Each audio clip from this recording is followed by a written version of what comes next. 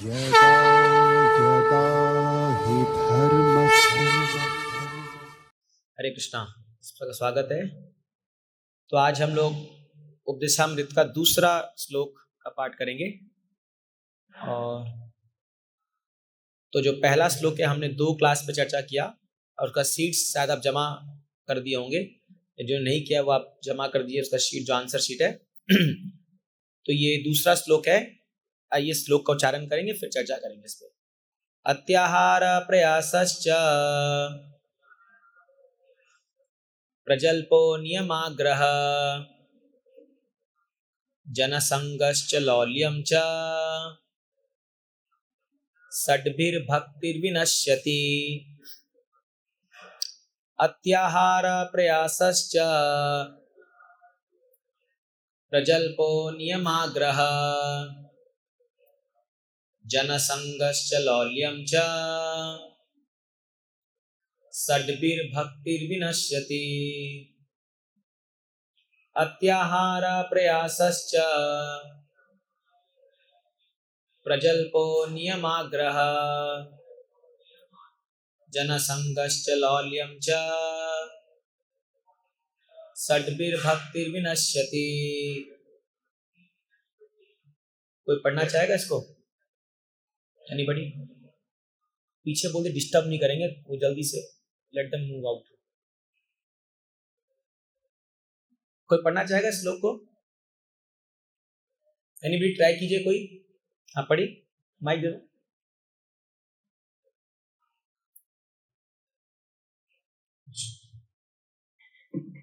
हरे कृष्णा। अत्याहारप्रयासश्च प्रजल्पो नियमाग्रह जनसंगश्च लौल्यं च षड्भिर्भक्तिर्विनश्यति। ठीक है, एनीबॉडी एल्स? पढ़ी माता जी। हरे कृष्ण। अत्याहार प्रयासश्च प्रजल्पो नियमाग्रह जनसंगश्च लौल्यं च षड्भिर्भक्तिर्विनश्यति। Yes, okay, thank you. तो देखिए ये जो ठीक है, फाइन। ये 6 प्रकार की चीज बता रहे हैं। षड्भिर भक्तिर्विनश्यति। जो भी व्यक्ति या जो भी साधक भक्ति के मार्ग में आगे बढ़ने का प्रयास कर रहा है और वो ये 6 चीजों का उल्लंघन करता है या 6 चीज का पालन नहीं करता, तो षड्भिर भक्तिर्विनश्यति, उसकी भक्ति का नाश हो जाएगा। विनश्यति। रूप गोस्वामी देखिए पहले श्लोक में 6 चीज बताए थे। 6 वेग, वाचो वेगम, मनस क्रोध वेगम, जीवा वेगम, उदर उपस्थ वेगम। तो जो व्यक्ति वो 6 वेगों को कंट्रोल करता है उसको धीर कहते हैं। और जो व्यक्ति वो 6 वेगों को कंट्रोल नहीं कर पाएगा वो इन चीजों में फंस जाएगा आकर के, ये 6 चीज में। और जैसे ये 6 चीज में फंसेगा तो उसकी जो भक्ति है उसमें बाधा आएगी। तो आइए हम इसको थोड़ा सा पूरा परपोर्ट का एक विश्लेषण किया हुआ है, उस हम बुक्स में पढ़ेंगे, उसको मैं एक बार शेयर करता हूँ। तो इसको एक इंग्लिश में, बट मैं आपको हिंदी में बता दूंगा, मेरे को इसका हिंदी का वो नहीं मिला। तो एक किताब है जिसमें इसको पूरा विश्लेषण करके बताया गया बहुत सुंदर से। आज का जो क्वेश्चन पेपर आएगा, अगर आप परपोर्ट नहीं पढ़ोगे आप आंसर नहीं कर पाओगे। कुछ लोग अपने मन मर्जी से उटंग पटांग आंसर लिख रहे हैं, तो प्लीज पढ़ के लिखिए। जो लोग भी आंसर दे रहे हैं तो आप प्रभुपाद परपोर्ट को पढ़ के लिखिए, है ना, नहीं तो फिर 0 नंबर मिलेंगे। फिर बाद में आपको बोले अरे हमने तो पढ़ा था, हमने तो लिखा था answer. Some people writing very perfectly। तो आपको आंसर्स प्रभुपाद जी के तात्पर्य में से लिखना है ना, इधर उधर से नहीं लिखना है। तो देखिए अत्याहारा अत्याहारा मतलब ईटिंग टू मच और collecting more funds then necessary. अति आहार करना, तो जैसे ओवर ईटिंग करना, है ना। तो अत्याहारा प्रयासश्च, तो ये 6 प्रकार के जो वाइसेस है, वाइसेस मतलब दुर्गुण है, ये भक्ति का नाश कर देती है। तो हम एक एक के ऊपर चर्चा करेंगे। पहले इन सबका एक मीनिंग देख लेते हैं, फिर आगे जाके डिटेल में चर्चा करेंगे। तो अत्याहार का मतलब है आवश्यकता से ज्यादा खाना और आवश्यकता से ज्यादा फंड कलेक्ट करना, मतलब धन एकत्रित करना, ठीक है। प्रयासश्च, प्रयास मतलब ओवर एंडेवरिंग, तो भौतिक चीजों को प्राप्त करने के लिए बहुत ज्यादा मेहनत करना, ओवर एंडेवर करना, अपनी क्षमता से ज्यादा मेहनत करना, इसको बोलते हैं प्रयास। प्रजल्पो क्या मतलब है? अननेसेसरी मुंडेन टॉक्स, फालतू की बातों में अपना समय बर्बाद करना, जो चीजें दरकार नहीं है ऐसी बातों में अपना समय व्यर्थ करना, प्रजल्पा, जो हम लोग बहुत करते हैं। नियम आग्रह, ठीक है। नियम आग्रह का दो मीनिंग है, मैं डिटेल में बताऊंगा, बट पहला मतलब है कि शास्त्रों के नियमों को एक्सेप्ट करना केवल तुरंत लाभ पाने के लिए या खाली नाम वास्ते के लिए पालन करना, बट उसमें कोई भी आध्यात्मिक उन्नति नहीं होना। और दूसरा मीनिंग है शास्त्रों के नियमों का उल्लंघन करना और मन मर्जी, विम्सिकली काम करना, मतलब मन मर्जी काम करना, ठीक है। जनसंगश्च, तो भौतिकवादी व्यक्तियों का संग करना, जनसंग, जन मतलब आम आदमी, उन लोगों का संग करना जिनको भक्ति में कोई दिलचस्पी नहीं है, जो भक्ति में नहीं है, मतलब अभक्तों का संग करना, यह है जनसंगस। लौल्यम मतलब लालच, आप सब जानते हैं, ग्रीड, जो भौतिक संपदा के लिए लालच होना। और आखिरी में लिखते हैं षड्वीर भक्ति विनश्यति। इन 6 प्रकार की चीजों में अत्याहार, प्रयास, प्रजल्प, नियमाग्रह, जनसंगस, लौल्यम, ये 6 चीजों में जो भी व्यक्ति संलग्न होगा उसकी भक्ति का नाश हो जाएगा, ठीक है। सो यहां बताते हैं भगवान कृष्ण की 3 प्रकार की होती है। See we can wind up this, yes, tell them to take outside prasadam, wind up, इसको वाइंड अप कर दीजिए। One should not take prasadam when class is going on, just finish it, हाँ finish it, nobody should take, उसको wind up कर दो चटाई को, ठीक है। So because the atmosphere of classroom becomes contaminated, this is not good, मतलब ठीक है, अभी कोई गेस्ट आगे बोल के लेना पड़ा, अदरवाइज वी डोंट रिकमेंड। सो भगवान कृष्ण की 3 प्रकार की शक्ति होती है, ठीक है।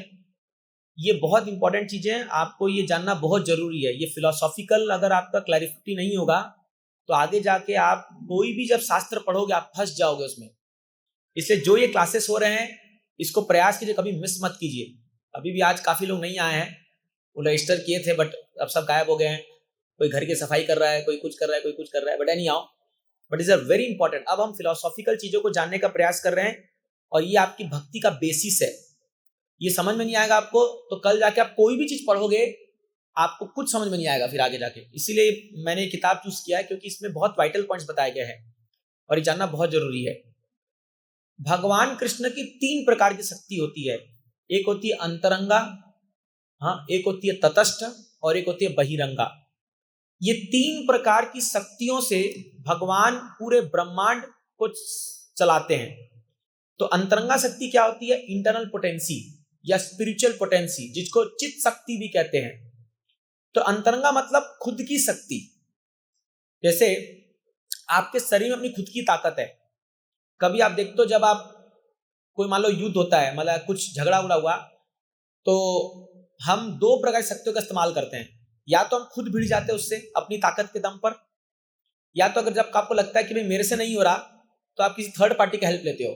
आप कॉल करते हो, अरे मामा जी ये झगड़ा हो गया, पुलिस को कॉल करते हो, कुछ करते हो। हर कार्य में आप या तो अपनी शक्ति का इस्तेमाल करते हो और या दूसरी शक्ति का। तो ऐसी भगवान की जो अंतरंगा शक्ति है वो उनके धाम में काम करती है। उनके धाम, उनके निज धाम जो है आध्यात्मिक जगत में भगवान के अंतरंगा शक्ति काम करती है, जिसको हम राधा रानी कहते हैं। जो हम राधा रानी को जो हम वर्शिप करते हैं ये भगवान की अंतरंगा शक्ति है, जिसको बोलते हैं हम स्पिरिचुअल पोटेंसी। तो जो भी व्यक्ति लोग भक्ति करते हैं ये अंतरंगा शक्ति के अंदर आके काम करते हैं, ठीक है। मैं इसके बारे में और बताऊंगा आपको आगे, बट अभी जान के रखिए अंतरंगा मतलब इंटरनल पोटेंसी और स्पिरिचुअल, भगवान की खुद की निज शक्ति अंतरंगा शक्ति है। और पहले अंतरंगा और एक बहिरंगा, हाँ यस ठीक है, चलो आगे बढ़ते हैं इसमें। और एक शक्ति है भगवान की बहिरंगा शक्ति, जिसके बारे में आगे आएगा। मैं पहले आपको बता रहा हूं क्योंकि तटस्थ जानने के लिए इसको समझना पड़ेगा। बहिरंगा मतलब बाहर की शक्ति, तो ये जो जगत है जो माया से चल रहा है, जो दुर्गा देवी हम कहते हैं, वो है बहिरंगा शक्ति, वो भगवान की एक्सटर्नल पोटेंसी है। तो वही माया जिसको यहाँ पर हम जो दुर्गा देवी जो तरह तरह के जीवात्माओं को सताती है तरह तरह से, वही माया भगवान के धाम में योग माया बन जाती है। माया दो प्रकार की होती है, एक होती योग माया और एक होती महामाया। तो अभी हम लोग जिस शक्ति के अंडर है वो महामाया है। हम बोलते नहीं तो माया में पड़ गया, ये तो माया है, ये तो माया है, सब बोलते तो ये तो माया है प्रोजी, बट मैं क्या करूं, मैं फंस गया माया में। अरे तुम फंसे, तुम्हारी गलती है ना। इतने आराम से बोलते प्रोजी क्या करूं, मैं तो माया में हूं, जैसे बहुत मजा आ रहा है इसको माया में रह करके।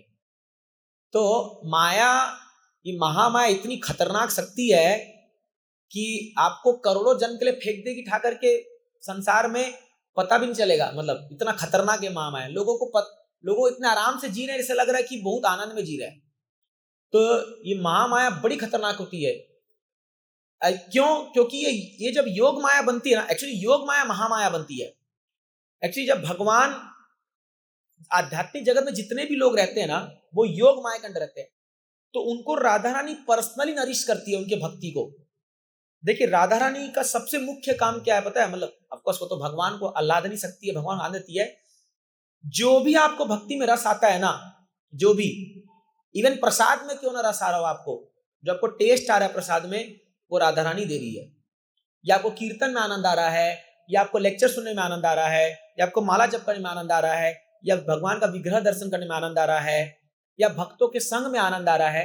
ये जो प्लेजर पोटेंसी है, ये जो आध्यात्मिक सुख जो मिलता है, ये राधा रानी से आता है। तो इसीलिए अगर राधा रानी आप पर खुश हो गई ना, तो आप एक्सटेसी में रहोगे, हमेशा ब्लिस में रहोगे, कृष्णा कॉन्शियस में। और अगर राधा रानी खुश नहीं हुई तो फिर आप बड़े मोरोस हो जाओगे, आपको भक्ति में मजा ही नहीं आएगा, मतलब आनंद ही नहीं आएगा, पूरा भक्ति का वो छीन लेते। तो इसलिए जो कोई व्यक्ति अपराध करता है, भक्तों का अपराध करता है ना, तो राधा रानी अपना पोटेंशियल हटा लेती है वहां से। फिर आप देखोगे उसके लिए ड्राई हो जाएगा सब चीजें। तो उसको जप में मजा नहीं आएगा, मंदिर आने में मन नहीं लगेगा, सेवा में मजा नहीं आएगा उसको। तो उसकी जो प्लेजर पोटेंशियल ड्राई हो जाती है, वो पूरी सूख जाती है। तो इसलिए हम लोगों को ये जो इंटरनल पोटेंशियल योग माया, इसमें ज्यादातर रहने का प्रयास करना चाहिए। अभी कैसे रहेंगे मैं आपको बताऊंगा आगे, कि कौन लोग हैं जो लोग इंटरनल पोटेंशियल के अंदर रहते हैं और कौन लोग हैं जो महामाया के अंदर रहते हैं। तो दो शक्ति है भगवान की, अंतरंगा बहिरंगा। अब एक बीच की शक्ति है जिसको तटस्थ बोलते हैं, जो हम लोग हैं। जीवात्मा भी भगवान की एक शक्ति है। जीवात्मा भगवान की एक शक्ति है, एक एनर्जी है जीवात्मा भगवान की। और तटस्थ, अभी तटस्थ का मतलब जानते हैं आप? समुद्र का तट होता है ना, तो समुद्र के तट में आप देखोगे कभी वहां पानी होता है, कभी रेती होता है। जब पानी आता है तो पूरा पानी पानी, आप कभी तट पे खड़े होइए तो आपका पांव भीग जाएगा, फिर पानी पीछे चला जाता है। वो पार्ट हमेशा गिल्ला रहता है, हमेशा वो गिल्ला रहेगा हमेशा। तो इधर पूरा रेती है, इधर पूरा समुद्र है, और वो बीच का जो पार्ट है उसको बोलते तटस्थ। तो जो जीवात्मा है वो तटस्थ शक्ति है। उसके पास चॉइस है कि या तो वो अंतरंगा शक्ति में अपना समय बिताए, मतलब उनके साथ रहे, या बहिरंगा शक्ति में रहे। तो अंतरंगा बहिरंगा दो ऑप्शन है आपके पास। तो इस जगत में 99.99% लोग जो हैं वो बहिरंगा शक्ति को चूज कर रखे हैं। उन्होंने चूज किया है कि हमको माया में रहना है। हार्डली 0.0001% लोग होंगे जो लोग अंतरंगा शक्ति के अंदर काम करते हैं। आध्यात्मिक जगत में 100% लोग अंतरंगा शक्ति के अंदर है सब। अब समझिए, इस पूरे ब्रह्मांड को एक पाद विभूति कहते हैं। ये ओनली 1/4 है। जब भगवान ने सृष्टि की ना, तो इस सृष्टि बड़ा गजब का चैप्टर है, कभी मैं लूंगा। लेकिन जब आप लोग बहुत समय बिताने के बाद जब आप थोड़े और एडवांस हो जाओगे, तब समझ में आएगा वो सृष्टि होता कैसे है। मतलब ये इतना डिटेल्ड बताया है भागवतम में कि आप सुनोगे ना तो आपको धुआं निकलेगा शरीर, सिर से ऊपर से। 10 आपको कम से कम 5 बार सुनना पड़ेगा उसको समझने के लिए। तो अभी हम लोग उस पर कोर्स कर रहे हैं, तो मतलब बहुत डिटेल बताया गया है, कैसे ग्लांस करते हैं भगवान, कैसे शंभु तत्व आता है, कैसे रमा लक्ष्मी देवी क्रिएट करती है, 3 गुण कैसे आते हैं, सब कुछ बताया गया है। दुनिया में कोई शास्त्र नहीं है जो क्रिएशन को ऐसे बता पाएगा। ये चैलेंज है हमारा, चैलेंज है ये। कोई शास्त्र नहीं हुआ आज तक दुनिया में जो सृष्टि कैसे होती है वो बता दे इतना सटीक तरीके से, लेकिन भागवतम बताता है। इसलिए आपको गर्व होना चाहिए कि सनातन धर्म के हमारे शास्त्र में क्या डिटेल बताया गया है। लोग पढ़ते नहीं, बात अलग है, बट जो लोग पढ़े हैं अगर आप सुनोगे ना तो आपको रियली यकीन हो जाएगा कि भैया भगवान क्या काम करते हैं, जबरदस्त काम करते हैं। तो नहीं आओ, ये जो सृष्टि है ये एक पाद विभूति है, और भगवान की जो सृष्टि जो आध्यात्मिक जगत है वो तीन त्रिपाद विभूति है। त्रिपाद मतलब 75%, और ये जो है ये 25% है। ठीक है, अब ये 25% आध्यात्मिक जगत खाली एक कोना है, खाली एक कोना है। बाकी 75% जो है भगवान का अपना धाम है। वहां जब आप सोचिए, अभी एक धरती में कई असंख्य जीवात्मा है। अगर आप मानव जाति को छोड़ दोगे, ह्यूमंस कितने हैं यहाँ पर? लगभग 600-700 करोड़। जैसे भारत 140 करोड़ है ना, तो पूरे विश्व में लगभग 700 करोड़ लोग हैं जो इंसान है। अब आप बता सकते चींटी कितनी होगी यहाँ पर? यहाँ भौरे कितने होंगे, पेड़ कितने होंगे? 84 लाख योनि है ना, तो केवल 4,07,000 करोड़ है। 4 लाख योनि जो होती है वो 700 करोड़ है। ऑफकोर्स वो 4 लाख योनि में देवता लोग भी आते हैं। तो आप इमेजिन कीजिए कि एक धरती में कितने जीवात्मा होंगे, कितने जीवात्मा। और इमेजिन कीजिए कि ऐसा ये धरती इस एक सोलर सिस्टम का खाली एक छोटा सा हिस्सा है, ये नवग्रह का। और ये नवग्रह जो है, सोलर सिस्टम जो है, ये इस एक गैलेक्सी का एक छोटा सा हिस्सा है। और ये एक गैलेक्सी जो है इस एक ब्रह्मांड का एक छोटा सा हिस्सा है। और वो एक ब्रह्मांड एक राई के बीज के समान है। ऐसे असंख्य ब्रह्मांड है। जब महाविष्णु श्वास छोड़ते हैं ना, तो उनके रोम रोम से एक ब्रह्मांड निकलता है। ब्रह्मांड बोल रहा हूं मैं, धरती नहीं बोल रहा हूं, ब्रह्मांड। जस्ट इमेजिन करो, आप इमेजिन नहीं कर सकते कितने असंख्य जीवात्मा होंगे, और वो भी एक पाद विभूति है भगवान की। तो जस्ट इमेजिन करो स्पिरिचुअल वर्ल्ड में कितने लोग होंगे, तो कल्पना कर पा रहे हो स्पिरिचुअल वर्ल्ड में कितने लोग होंगे। और मूर्ख लोग क्या बोलते हैं, कृष्णा आए, गोपियों से डांस किए। अरे भाई तुम किसकी बात करो, तुमको पता भी है वो कृष्णा कौन है? जो उस तीन पाद विभूति के स्वामी है, मालिक है पूरे। मतलब करोड़ों की गिनती नहीं है। राम जी के वानर सेना में कितनी सेना थे आपको पता है? कितने बंदर थे? कोई काउंट पता है आपको? जैसे अगर आप काउंट करोगे तो 1 लाख में 5 जीरो होता है, 1 करोड़ में 7 जीरो होता है, 100 करोड़ में, 1 अरब में 9 जीरो, अरब, फिर खरब। अब यहां से शुरू होता है काउंटिंग। उसके बाद आता है शंख, पद्म, अर्बुद। तो एक कैलकुलेशन है 10 टू द पावर 15, मतलब 15 जीरो। 15 जीरो मतलब 1 करोड़ करोड़। 1 करोड़ करोड़ भी 14 जीरो होगा। 1 करोड़ करोड़ 14 जीरो होगा, मतलब और 10 करोड़ करोड़, 10 करोड़ करोड़, इसको एक पद्म बोलते हैं, 10 और 15। और ऐसे करोड़ों पद्मा राम जी की सेना में, वानर सेना थी। हो गया ना फ्यूज ऑफ? ये रामायण का स्टेटमेंट है। जब कैलकुलेशन पढ़ोगे ना, आप बोलोगे अरे यार ये वानर सेना इतनी आए कहां से, तो पूरे धरती में समा जाते। लेकिन जब भगवान लीला करते हैं ना, तो भगवान को जब लीला करते हैं तो भगवान एक्सपैंड करते हैं, कॉन्ट्रैक्ट करते हैं। अच्छा आपको एक और उदाहरण देता हूं, आप समझ जाओगे। अच्छा अभी आप जाओगे वृंदावन, अभी आप जाओगे तो ये जो नंदगांव है या बरसाना है, गोवर्धन है, ये सब 20-20 किलोमीटर है। आप वृंदावन से, ये पास में नहीं है, कोई ऐसा अपना गांव जैसा नहीं कि सेक्टर 23, सेक्टर 24, सेक्टर 18, ऐसा नहीं है। 20 किलोमीटर जाओगे तो नंदगांव है, वहां से 20 किलोमीटर गोवर्धन, वहां से 20 किलोमीटर जाओगे तो फिर रावल है। अब आप सोचिए भगवान एक दिन में पूरा भ्रमण कैसे करते होंगे। तो भगवान क्या करते हैं, जब भगवान लीला करते तो कॉन्ट्रैक्ट कर देते हैं, पूरा वृंदावन समा जाता है। एक स्टेप मारते हैं यहां से नंदगांव, एक स्टेप मारते हैं गोवर्धन, एक स्टेप मारेंगे बरसाना, और जब भगवान एक्सपैंड करना है तो एक्सपैंड कर देते हैं पूरा। ये अंतरंगा शक्ति है। समझ में आ रहा है कैसे काम करती है अंतरंगा शक्ति? लीला को समापन, लीला को करने के लिए अंतरंगा शक्ति एक बार में एक स्थान में करोड़ गोपियां ला सकती है। तो जब रासलीला हुई थी ये शरद पूर्णिमा के दिन वंशीवट के नीचे, वहां बोलते हैं कई करोड़ों गोपियां भगवान के साथ एक साथ डांस कर रही थी, कई करोड़। हाँ, कोई 2-4 लोग नहीं थे वहां पर, लेकिन वो दिखता नहीं है। वो जो है कोई केवल जो मतलब बहुत ही उन्नत लोग हैं, जैसे शिव जी, मैं बता रहा था उस दिन कथा में, शिव जी, नारद मुनि, ये लोग जब रासलीला देखने आते हैं तो इनको वो दृश्य होता है कि भगवान कितने असंख्य हैं, असंख्य उनका एक्सपेंशन है। तो इसलिए क्या है, जब हम कृष्ण की शक्तियों के बारे में बात करते हैं तो हम लोग को कल एक ही काम है, हाथ जोड़ के बोले भगवान आपको जानना नामुमकिन है, क्योंकि इतना महान। अब ये सब शास्त्र के स्टेटमेंट है, ये कोई एग्जैजरेशन नहीं है, क्या ये कोई जो है बढ़ चढ़ के नहीं बोला जा रहा कि तुम जान के भगवान को, ऐसा नहीं है, ये शास्त्र की बातें हैं।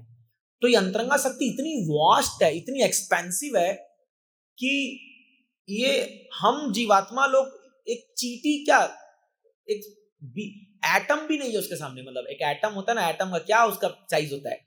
तो इसीलिए इतनी वास्ट अंतरंगा शक्ति है, और उस अंतरंगा शक्ति को छोड़ करके हम जैसे जीवात्माएं बहिरंगा शक्ति को चूज किया, ये हमारा फॉल्ट है।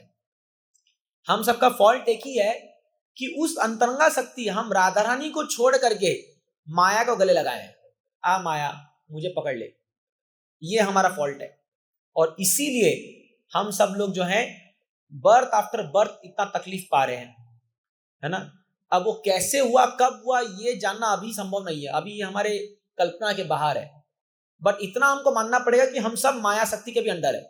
हम में से कोई भी अभी इसको पार नहीं किया है। मैं तो नहीं किया हूं, आपका पता नहीं, तो हम कोई अभी भी माया पार नहीं किया है। इसीलिए शास्त्र कहता है कृष्णा बहिर्मुख अनादि जीव भोग वांछा करे, निकट स्तरे माया जापटिया धरे। कृष्ण से बहिर्मुख हो चुका है अभी एक जीवात्मा जो है, वो बहिर्मुख होकर के माया की तरफ देख रहा है वो, और इसलिए माया उसको झपट के पकड़ लिया पूरा, और उसको अतएव माया दे तारा संसार दुख, और इसलिए माया उसको संसार का दुख देती है। तो क्योंकि वो बहिर्मुख हो गया है। और एक गुरु क्या करते हैं, वो उस जीवात्मा का मुंह को घुमा के अंतर्मुख कर देते हैं। अंतर्मुख बोलते, अरे मूर्ख प्राणी, झांक अपने अंदर, तेरे अंदर भगवान बैठे हुए हैं, उनके तरफ ध्यान दे, कहां दुनिया में भाग रहा है। तो ये एक सच्चे गुरु का काम है कि वो माया से हटा करके जीवात्माओं को कृष्ण की ओर उसका मुंह कर दे। देखो कृष्ण को, इधर देखो। ये काम प्रभुपाद जी ने किया, और अभी उनके अनुयायी सब जो भी सब, हम लोग यही सब काम कर रहे हैं।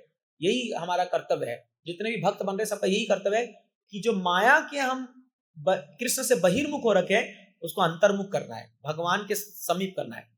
तो इसीलिए तटस्थ शक्ति जो है, इसके पास चॉइस रहता है हमेशा। जैसे अभी आपका चॉइस है मंदिर जाऊं कि नहीं जाऊं, ये चॉइस है। हाँ, अभी कहीं पार्टी हो रही होगी तो आप देखो कि जीवन के हर पल पे आपका चॉइस आएगा कि हम कृष्ण को चूज करें, माया को चूज करें, कृष्ण को चूज करें, माया को चूज करें। तो अगर आप बार बार कृष्ण को चूज करते रहोगे तो आपका माइंड में डिफॉल्ट बैठ जाएगा कि कृष्ण को ही आप चूज करोगे। बट बार बार माया को चूज करोगे तो डिफॉल्ट बैठ जाएगा कि माया, फिर बहुत मुश्किल हो जाएगा भक्ति करना। इसलिए सब चॉइस बार बार दिया जाता है। इसलिए बार बार जब प्रोग्राम्स आते हैं तो ये आपके लिए चॉइस है, देखो देखते हैं आप क्या करते हो। तो इसीलिए ये तटस्थ शक्ति है, ठीक है। तो अभी क्या होता है, दो प्रकार के इस संसार में लोग रहते हैं, एक है महात्मा, एक है दुरात्मा। तो महात्मा के बारे में शास्त्र कहता है, भगवत में कहता है, महात्मानस्तु मां पार्थ दैवीं प्रकृति आश्रित भजन्ति अनन्य मनसो ज्ञात्वा भूतादिम अव्ययम्। कौन महात्मा है? कोई पॉलिटिशियन या जो केवल कोई संसार के लिए बड़ा काम कर दिया उसको महात्मा नहीं बोल सकते हम लोग। महात्मा मतलब भगवान गीता में कहते हैं महात्मा वो होता है भजन्ति अनन्य मनसो, जो अनन्य भाव से मेरा भजन करता है। महात्मानस्तु मां पार्थ दैवीं प्रकृति आश्रित, सबसे इंपॉर्टेंट पॉइंट, ऐसे लोग जो अंतरंगा शक्ति के अंदर काम करते हैं, मतलब प्योर डिवोटीज ऑफ लॉर्ड, जो भगवान के शुद्ध भक्त होते हैं, वो लोग। अभी ये संसार में क्या है, कोई पॉलिटिशियन हो या कोई सोशल वर्कर उसको महात्मा बोल देते हैं, ये गलत है। महात्मा नहीं हो सकते वो लोग, ठीक है, वो अच्छे इंसान है, बड़े इंसान है, बट अगर आप शास्त्र को पढ़ो तो टाइटल तो आप कुछ भी किसको दे दो, वो सोशली वो है, बट शास्त्र के हिसाब से वही व्यक्ति महात्मा है जो इस बहिरंगा शक्ति को पार कर चुका है, मतलब जो माया के ऊपर हो चुका है, समझ रहे, माया के ऊपर हो चुका है, 3 गुण के ऊपर हो चुका है। तो दैवी प्रकृति आश्रित, जो दैवी प्रकृति मतलब भगवान की अंतरंगा शक्ति के आश्रित हो चुका है, वो महात्मा। और क्या उसका लक्षण क्या है? भजंती अनन्य मनसो, अनन्य भाव से मेरा भजन करता है, 24 घंटा भगवान का भजन करता है, वो भगवान का सेवा करता है। वो उसको दुनिया में और कुछ काम ही नहीं है, उसको कोई काम नहीं है कि देश में क्या हो रहा है या इसका बंटवारा कर दो, उसका ये कर दो, पॉलिटिकली मोटिवेशन कर दो। ये सब महात्मा के लक्षण नहीं होते। वो भेदभाव नहीं करता किसी में कि इस जाति का है, इस जाति का है, उस जाति का है। वो आत्मा को देखता है। ये महात्मा का लक्षण है। इसे जब आप नेक्स्ट टाइम महात्मा शब्द यूज करो तो सोच समझ के यूज कीजिएगा कि हम किसको महात्मा बोल रहे हैं, क्योंकि महात्मा का मतलब ही होता है प्योर डिवोटी, 100%। अभी हम सभी महात्मा नहीं बने। महात्मा मतलब वो पूर्णतया से 3 गुण के ऊपर आ चुका है। उसको रजोगुण, तमोगुण, सत्वगुण सताते नहीं है। और भजन्ते अनन्य मनसो ज्ञात्वा भूतादि अव्ययम, जो भगवान कृष्ण को पूर्णतया समझ चुका है, वो है महात्मा। तो इसलिए, और दूसरा व्यक्ति क्या है? दुरात्मा। ये दुरात्मा मतलब क्या है? क्रिपल माइंडेड, कृपण। कृपण मतलब मेरा तेरा, ये मेरा ये तेरा, मेरा देश तेरा देश, मेरा परिवार तेरा परिवार, मेरा धन तेरा धन, मेरा जो मैं और ये जो अहम ममेति जो है करता है ना, मैं और मेरा, उसको दुरात्मा कहा गया शास्त्र के हिसाब से। और वो केवल अपने इंद्रियों की तुष्टि के लिए काम करेगा। ठीक है। अभी 2 प्रकार की इंद्रिय तुष्टिकरण होती है। एक होती है पर्सनल सेंस ग्रेटिफिकेशन, कि भाई मुझे अच्छा देखना है, अच्छा खाना है, अच्छा सुनना है, अच्छा पहनना है, ये है पर्सनल। बट कई लोग क्या बोलते हैं, मैं मेरे परिवार के लिए कर रहा हूं सब कुछ। कोई मान लो कोई जाके चोरी करके ला रहा है, उसको चोर को पकड़ लोगे तो उसको बोलेगे मैं मेरे परिवार के लिए चोरी किया, तो उसको सजा नहीं मिलेगी क्या? मिलेगी ना, मिलेगी ना। तो एक्चुअली दुनिया में क्या है, लोग क्या सोचते हैं, मैं मेरे लिए थोड़ी कर रहा हूं, मैं तो परिवार के लिए कर रहा हूं। उसको बोलते हैं एक्सटेंडेड सेंस ग्रेटिफिकेशन। जब तुम खुद भोग नहीं पा रहे हो तो दूसरों के माध्यम से भोगने का प्रयास करते हैं, ये भी सेंस ग्रेटिफिकेशन है।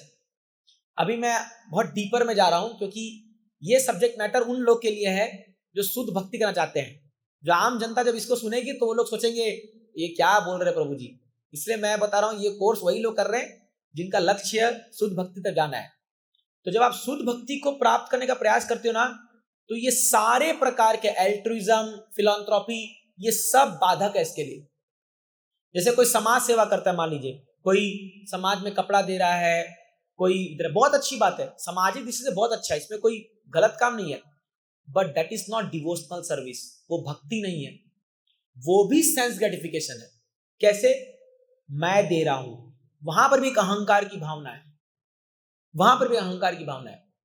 जैसे आज एक व्यक्ति मुझसे मिले तो वो यही, मैंने परिवार के लिए ये किया वो किया, आप जानते हो मैंने कितना खटा, मैंने 30 ये मेहनत किया, वो किया वो किया वो किया। वो ऐसे बोल रहे हैं जैसे बहुत बड़ा उपकार कर दिया। भाई तुमने परिवार बसाया तो तुम नहीं करोगे तो पड़ोसी करेगा आकर क्या? सच है कि नहीं है? थोड़ा स्ट्रांगली बोल रहा हूं, लेकिन समझिए इस बात को, गहन तत्व है ये। तुमने शादी किया, तुमने पत्नी को लाया, तुमने बच्चा पैदा किया, तो तुम्हारा कर्तव्य है ना। अब जब तुम उसके लिए कर रहे हो तो फिर एहसान दिखा रहे हो, मैं इतना खटा, मैं ये क्या गया, तो फिर पैदा क्यों किया बच्चों को? सच बात है ना। ये भी सेंस ग्रेटिफिकेशन है। इंसान क्या करता है कि दुनिया में, देखिए ये भोगने की प्रवृत्ति, अगेन ये जो लोग शुद्ध भक्ति का मार्ग नहीं चाहते हैं वो इसको सुनिए और भूल जाइए, और जो लोग चाहते हैं उसको समझने का प्रयास कीजिए। जब आप शुद्ध भक्ति की ओर आगे बढ़ते हो ना, तो आप कोई प्रकार के इंद्रिय तृप्ति को आप नहीं मानते हो। जैसे जब हम लोग आश्रम ज्वाइन करते हैं ना, तो मैं कई बार बोल चुका हूं बात, उस समय हमको पूरे संसार से रिश्ता काटना पड़ता है एक बार के लिए। उस समय कोई माँ, कोई बाप, कोई कुछ नहीं, क्योंकि हमको कृष्ण चाहिए। ये पूर्ण शरणागति है। बाद में भले रिलेशन सब बनेगा, सब रहेगा, वो ये पूर्ण शरणागति है। होता क्या है इस संसार में, दुनिया में आदमी कैसे जीता है, वो जब अपना इंद्रिय तृप्ति नहीं कर पाता ना, तो वो दूसरों के माध्यम से अपना इंद्रिय तृप्ति करता है। तो जब वो देखता है कि मेरा परिवार सुखी है तो उसको लगता है मैं सुखी हूं, क्योंकि वो मेरा परिवार है। अगर बगल वाला आदमी बेचारा गरीब हो या वो परेशान हो, उसको कोई फर्क नहीं पड़ेगा। सच है कि नहीं है? आपके बगल वाला व्यक्ति, जैसे फॉर एग्जांपल अभी किसी देश में दंगा, मान लो यूक्रेन रशिया में वॉर चल रहा है, अभी आप आए दिन सुनते हो इजराइल ये बम फोड़, इजराइल ईरान में चल रहा है, ये मिसाइल छूट गया, इतने लोग मारे गए। अपने को क्या फर्क पड़ता है बताइए तो? खाली एक बार सुन के ओ मारे गए। मान लो अपना कोई आदमी वहां होता, मान लो आपके परिवार का कोई व्यक्ति वहां युद्ध में अभी लड़ रहा होता, आपको रात को नींद आती? कल खबर आ जाएगी, पता चला वो खत्म हो गया, आपको नींद आती रात को? नहीं आती। क्यों? मेरा आदमी वहां पर है। अभी लाखों लोग मर जाए, कोई फर्क नहीं पड़ता हमको। तो इसका मतलब क्या है कि जो चीज मुझसे संबंधित है वो मेरे को प्रिय है, और जो मुझसे संबंधित नहीं है उसको तो चाहे कुछ भी हो जाए, मेरे को क्या फर्क पड़ता है। ये भी सेंस ग्रेटिफिकेशन है। अगर आप रियली मानवता चाहते हो तो देखिए, ये बड़े बड़े लोग जो मानवता की बात करते हैं, ये इंसानों को तो सेवा करेंगे और जानवर को मार के खाएंगे। सच है कि नहीं है? जानवरों को मार के खाते हैं ये लोग, और जब इंसानों की बात आएगी तो दुहाई देंगे, अच्छा काम करो, लोगों का भला करो। तो वो जानवर में जीव नहीं है क्या? उसमें वो आत्मा नहीं है क्या? ये स्टिल बॉडी प्लेटफॉर्म पे है। तो एक शुद्ध भक्त जो होता है ना, वो शरीर से ऊपर उठ के काम करता है, वो आत्मा के स्तर पे काम करता है। इसीलिए he is not attracted to any sense gratification. इसीलिए एक शुद्ध भक्त समाज के भलाई के लिए अपने बंधु बांधव परिवार सबको त्याग सकता है। वो सन्यासी का मतलब यही होता है। हम सन्यासी को वर्णाश्रम धर्म में सबसे ऊंचा दर्जा क्यों दिया गया है? क्योंकि सत्य का न्यास, सत्य के मार्ग पर चलने के लिए उस व्यक्ति ने अपने जीवन में जितने संबंध थे सबको काट दिया है, सबको काट दिया है। ये बहुत बड़ा डिफरेंस है। इसलिए गृहस्थों को क्यों, वैरागियों को ये शास्त्र कहता है इतना प्रणाम क्यों, मतलब सम्मान क्यों देते हैं? बिकॉज उस व्यक्ति ने समाज की भलाई के लिए, और समाज की भलाई क्या है?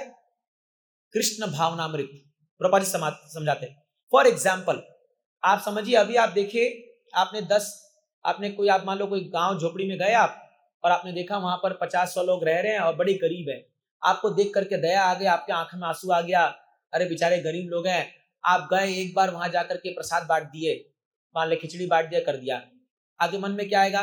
मैंने बहुत अच्छा काम किया। बट क्या आप उस पूरे गांव को 100 साल तक पालने का कैपेसिटी है आपके अंदर? है ताकत आपके अंदर? कोई भी व्यक्ति है इस दुनिया में जो बोलेगा पूरे 100 पीढ़ी तक मैं पालूंगा इसको? कौन पाल रहा है उसको 100 पीढ़ी तक? भगवान पाल रहे। और तुम एक बार खिचड़ी जाके खिलाया है, तुम बड़े कॉल उठा के बोलते हो मैं बड़ा दानी हो गया। तो कई बार हमारा आर्ग्यूमेंट होता है लोगों से, कई लोग बोलते ना कि मानव सेवा ही माधव सेवा है। ये गलत है। Social service is not Krishna service. ये भ्रम में मत रहिए। ये लोग ये पॉलिटिकली मोटिवेटेड है, मानव सेवा ही माधव सेवा है। ये कोई शास्त्र का वाक्य नहीं है। ये बहुत सुनते होगे आप लोग, कई नेता लोग आते ना, मानव सेवा ही माधव सेवा है। अरे भैया उसको वोट चाहिए बोल के माधव बना के बैठा दिया मानव को। मानव सेवा माधव सेवा नहीं है। हाँ, कौन सी मानव की सेवा माधव सेवा है? जब वो मानव भक्त हो। जब आप उस मानव की सेवा करोगे जो भगवान के शुद्ध भक्त है, वो मानव सेवा माधव सेवा है। बट आप एक इंसान है, अगेन मैं यहां पर इसकी बुराई नहीं कर रहा हूं कि आपको समाज में सेवा नहीं करना चाहिए, मैं ये नहीं कह रहा हूं, बट किस चेतना में करना चाहिए मैं आपको वो बता रहा हूं। समझ रहे हैं? हम इसके खिलाफ नहीं है। नहीं तो हम भी क्यों फूड फॉर लाइफ बांटते हैं, हम भी तो प्रसाद बांटते हैं, हम भी तो जब कभी वृंदावन जाते हैं तो लोगों को कंबल बांटते हैं, कपड़े बांटते हैं, पानी का व्यवस्था करते हैं, ये सब करते हैं। बट हम किस चेतना में करते हैं ये समझना बहुत जरूरी है। देखिए, एक इंसान गरीब घर में पैदा हुआ, और एक इंसान, आप सब जो हैं, आप एक ऐसे घर में पैदा हुए जहां आपको खाने पीने कोई कमी नहीं थी। क्यों? आपके कर्म अच्छे थे। ये किस बेस पे डिसाइड हुआ? आज जैसे मैं जिस घर में पैदा हुआ, मेरे को आज तक न पहनने के कपड़े, न खाने पीने कोई नहीं। आज देखो, मैं अभी कुछ कमाता नहीं हूं, बट मेरे घर वाले को मैं 1 रुपया, पिछले 15 साल से मैंने 1 रुपया नहीं दिया मेरे घर में, बट मेरे घर में कोई कमी नहीं हुई है। तो मैं इतना भाग्यशाली हूं कि मैं ऐसे घर में पैदा हुआ कि जहां मैं नहीं भी कमाऊं तो भी कोई फर्क नहीं पड़ रहा उनको। समझ रहे हो ना? ये मेरा सौभाग्य है। ये मेरे, हो सकता है मेरे पूर्वजन्म के कर्म अच्छे हों, इवन आप सबके भी कर्म अच्छे हैं बोल के आप ऐसे घर में जन्म लियो। बट एक आदमी है जो बेचारे को खाने के वांदे हो रखे हैं, वो ऐसे घर में जन्म लिया, कहीं ना कहीं तो कर्मा का असर है ना। समझ रहे ना? कर्मा का असर है, तो उसके कर्म अनुसार वो वैसा जन्म लिया है। अब एक बात बताइए, क्या वो चीज है जो उसको इस कर्म बंधन से तोड़ देगी, इस कर्म बंधन को काटेगी? क्या आपके 2 वक्त का खाना देने से उसका कर्म टूट जाएगा? क्या आपके कपड़े देने से उसका कर्म टूट जाएगा? नहीं, केवल भक्ति। जब आप उसको भक्ति सिखाओगे और वो भक्ति करेगा, तो हमने लास्ट क्लास पढ़ा था 2 क्लास पहले कि भक्ति से सारे कर्म टूट जाते हैं। अब जब वो भक्ति करेगा उसके कर्म टूटेंगे और हो सकता है वो इसी जन्म भगवत धाम जाएगा, तो और उसको मानव शरीर नहीं लेना पड़ेगा।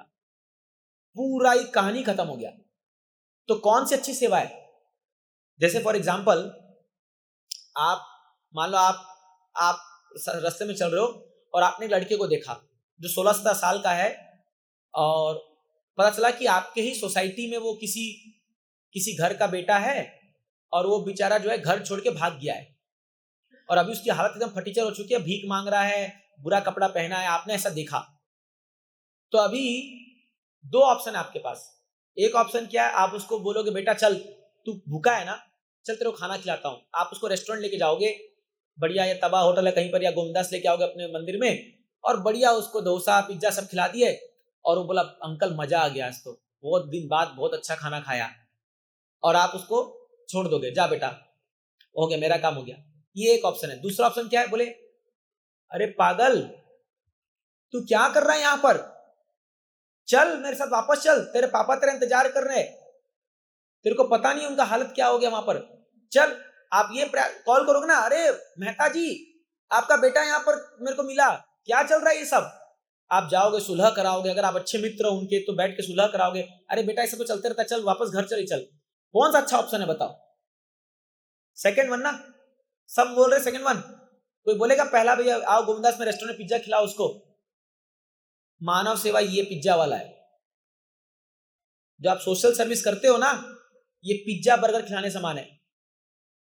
वो बेचारा अपना कर्म अनुसार इस संसार में दुख भोग रहा है, और आप उसको पिज्जा बर्गर खिला करके या हलवा पूरी खिला करके सोचते हो मैं बहुत बड़ा काम कर दिया उसके लिए। बट असली सेवा कौन कर रहा है? वो भक्त लोग करते हैं। जब उसको जा करके कोई किताब देते हैं, गीता देते हैं, बोलते हैं पागल तेरी ये हालत हुई है क्योंकि तू भगवान से बहिर्मुख हो चुका है, अभी तो अपने मुंह को मोड़ और भगवान के पास जा। ये ज्यादा बेटर सेवा है, क्योंकि आप उसको असली बाप से मिला रहे हो। अब समझ आया आपको ये चीज कि क्या डिफरेंस है मानव सेवा और माधव सेवा में? तो क्या होता है, देखिए ये शास्त्र है। दुनिया में बात आप बोलोगे लोग हम पर ही चढ़ेंगे, तुम क्या बोल रहे हो। बट आप जब तक शास्त्र नहीं पढ़ोगे ना, तो आपको लगेगा कि ये तो बहुत अच्छा काम है, ये तो डिवोशनल सर्विस है, हम तो बहुत दान देते हैं। कई लोग आते हैं यहाँ पर, वो बोलते हैं हम तो बहुत दान देते हैं, इतना दान हमने दिया है कि पूछो मत, हम तो भगवान ऐसे ही हमको मिल जाएंगे। जैसे भगवान तुम्हारे दान के पीछे बैठे हुए हैं। क्या भगवान कम दानी है क्या? भगवान धन की कमी है क्या भगवान के पास? नहीं नहीं नहीं, ये गलत फिलॉसफी है। तो क्या है भक्ति, क्या है उसको सीखने के लिए भगवान क्या चाहते हैं वो इंपॉर्टेंट है। और अगर आप भक्ति करोगे ना सही में, तो आप दुनिया का सबसे ज्यादा भलाई करोगे। जैसे देखिए शिला प्रभुपाद जी एक बार मायापुर में, जब लोटस बिल्डिंग बना था वहां मायापुर में, तो अपने दूसरे माले पर जप कर रहे थे, और उन्होंने देखा बाहर कि 2 बच्चे कुत्तों से लड़ाई कर रहे हैं। वहां पर कूड़ादान था, कचरा का दान वो था, डस्टबिन था, और कुछ खाना फेंका हुआ था। 2 गरीब बच्चे बेचारे कुत्तों से झगड़ा कर रहे, मतलब रोटी छीन रहे एक दूसरे, ऐसा कुछ। प्रभुपाद जी की आंखों में आंसू आ गया देख करके। उन्होंने कहा कि देश की ऐसी हालत हो गई है, 50 साल पहले की बात मैं बोल रहा हूं, कि आज 2 वक्त का रोटी नहीं मिल रहा है लोगों को। उस दिन प्रभुपाद जी ने ऐलान किया कि हमारे इस्कॉन मंदिर के 5 किलोमीटर रेडियस तक में कोई भूखा नहीं सोना चाहिए, प्रसाद बांटो। तब से स्टार्ट हुआ फूड फॉर लाइफ। जो आप देखते हो ना बाहर खिचड़ी बांटना शुरू हुआ, और आप यकीन नहीं मानोगे पूरे मायापुर में, आप वो वीडियो आप देखोगे, एक वीडियो आता है उसमें सब धोती पहन करके वो जमीन में बैठ करके जो है ये खिचड़ी बांट रहे लोगों को। तो प्रभुपाद जी बोले मैं पूरे दुनिया को बैठा के खिला सकता हूं अगर लोग मेरी बात माने तो। एक बार मेलबर्न में प्रभुपाद जी ने ऑस्ट्रेलिया में कहा था, व्यासासन में बैठ के प्रभुपाद जी ने बोला था पूरे मेलबर्न के लोग आ जाए हमारे इस्कॉन हरे कृष्ण मंदिर में, मैं सबको बैठा के प्रसाद खिला सकता हूं। सोचिए, क्योंकि प्रभुपाद जी जानते थे कि मैं नहीं खिला रहा हूं, भगवान खिला रहे। भगवान सबके पालन करता है। बट ये लोग इतने पापी हैं, ये लोग भगवान की बात नहीं मानते, इसलिए इन लोग को भुखमरी हो रखी है। संसार में अनाज की कमी नहीं है, कहीं अतिवृष्टि है, कहीं अनावृष्टि है। कहीं पर आप देखोगे, आप एक एक कंट्री में जाइए, वहां पर अनाज को लोग समुद्र में फेंक रहे हैं, खराब होके जा रहे हैं अनाज। सच बता रहा हूं, प्रकृति में इतना अनाज का व्यवस्था है कि ये पॉपुलेशन कुछ भी नहीं है उसके लिए, बट स्टिल ये जो आदमी की जो ग्रीड है ना, जो लालच, अभी हम आएंगे उस पे, उसके वजह से संसार में प्रॉब्लम है। इसलिए दुरात्मा कौन होता है? जो अपना, या तो अभी इसमें भी देखिए, एक्सटेंडेड संगठन में पहले आता अपना मैं, मेरा परिवार, फिर मेरा सोसाइटी, फिर मेरा राज्य, मी मराठी। तो ये भी अहंकार है। अगेन मैं शुद्ध भक्ति की बात बोल रहा हूं, ये भी एक अहंकार है।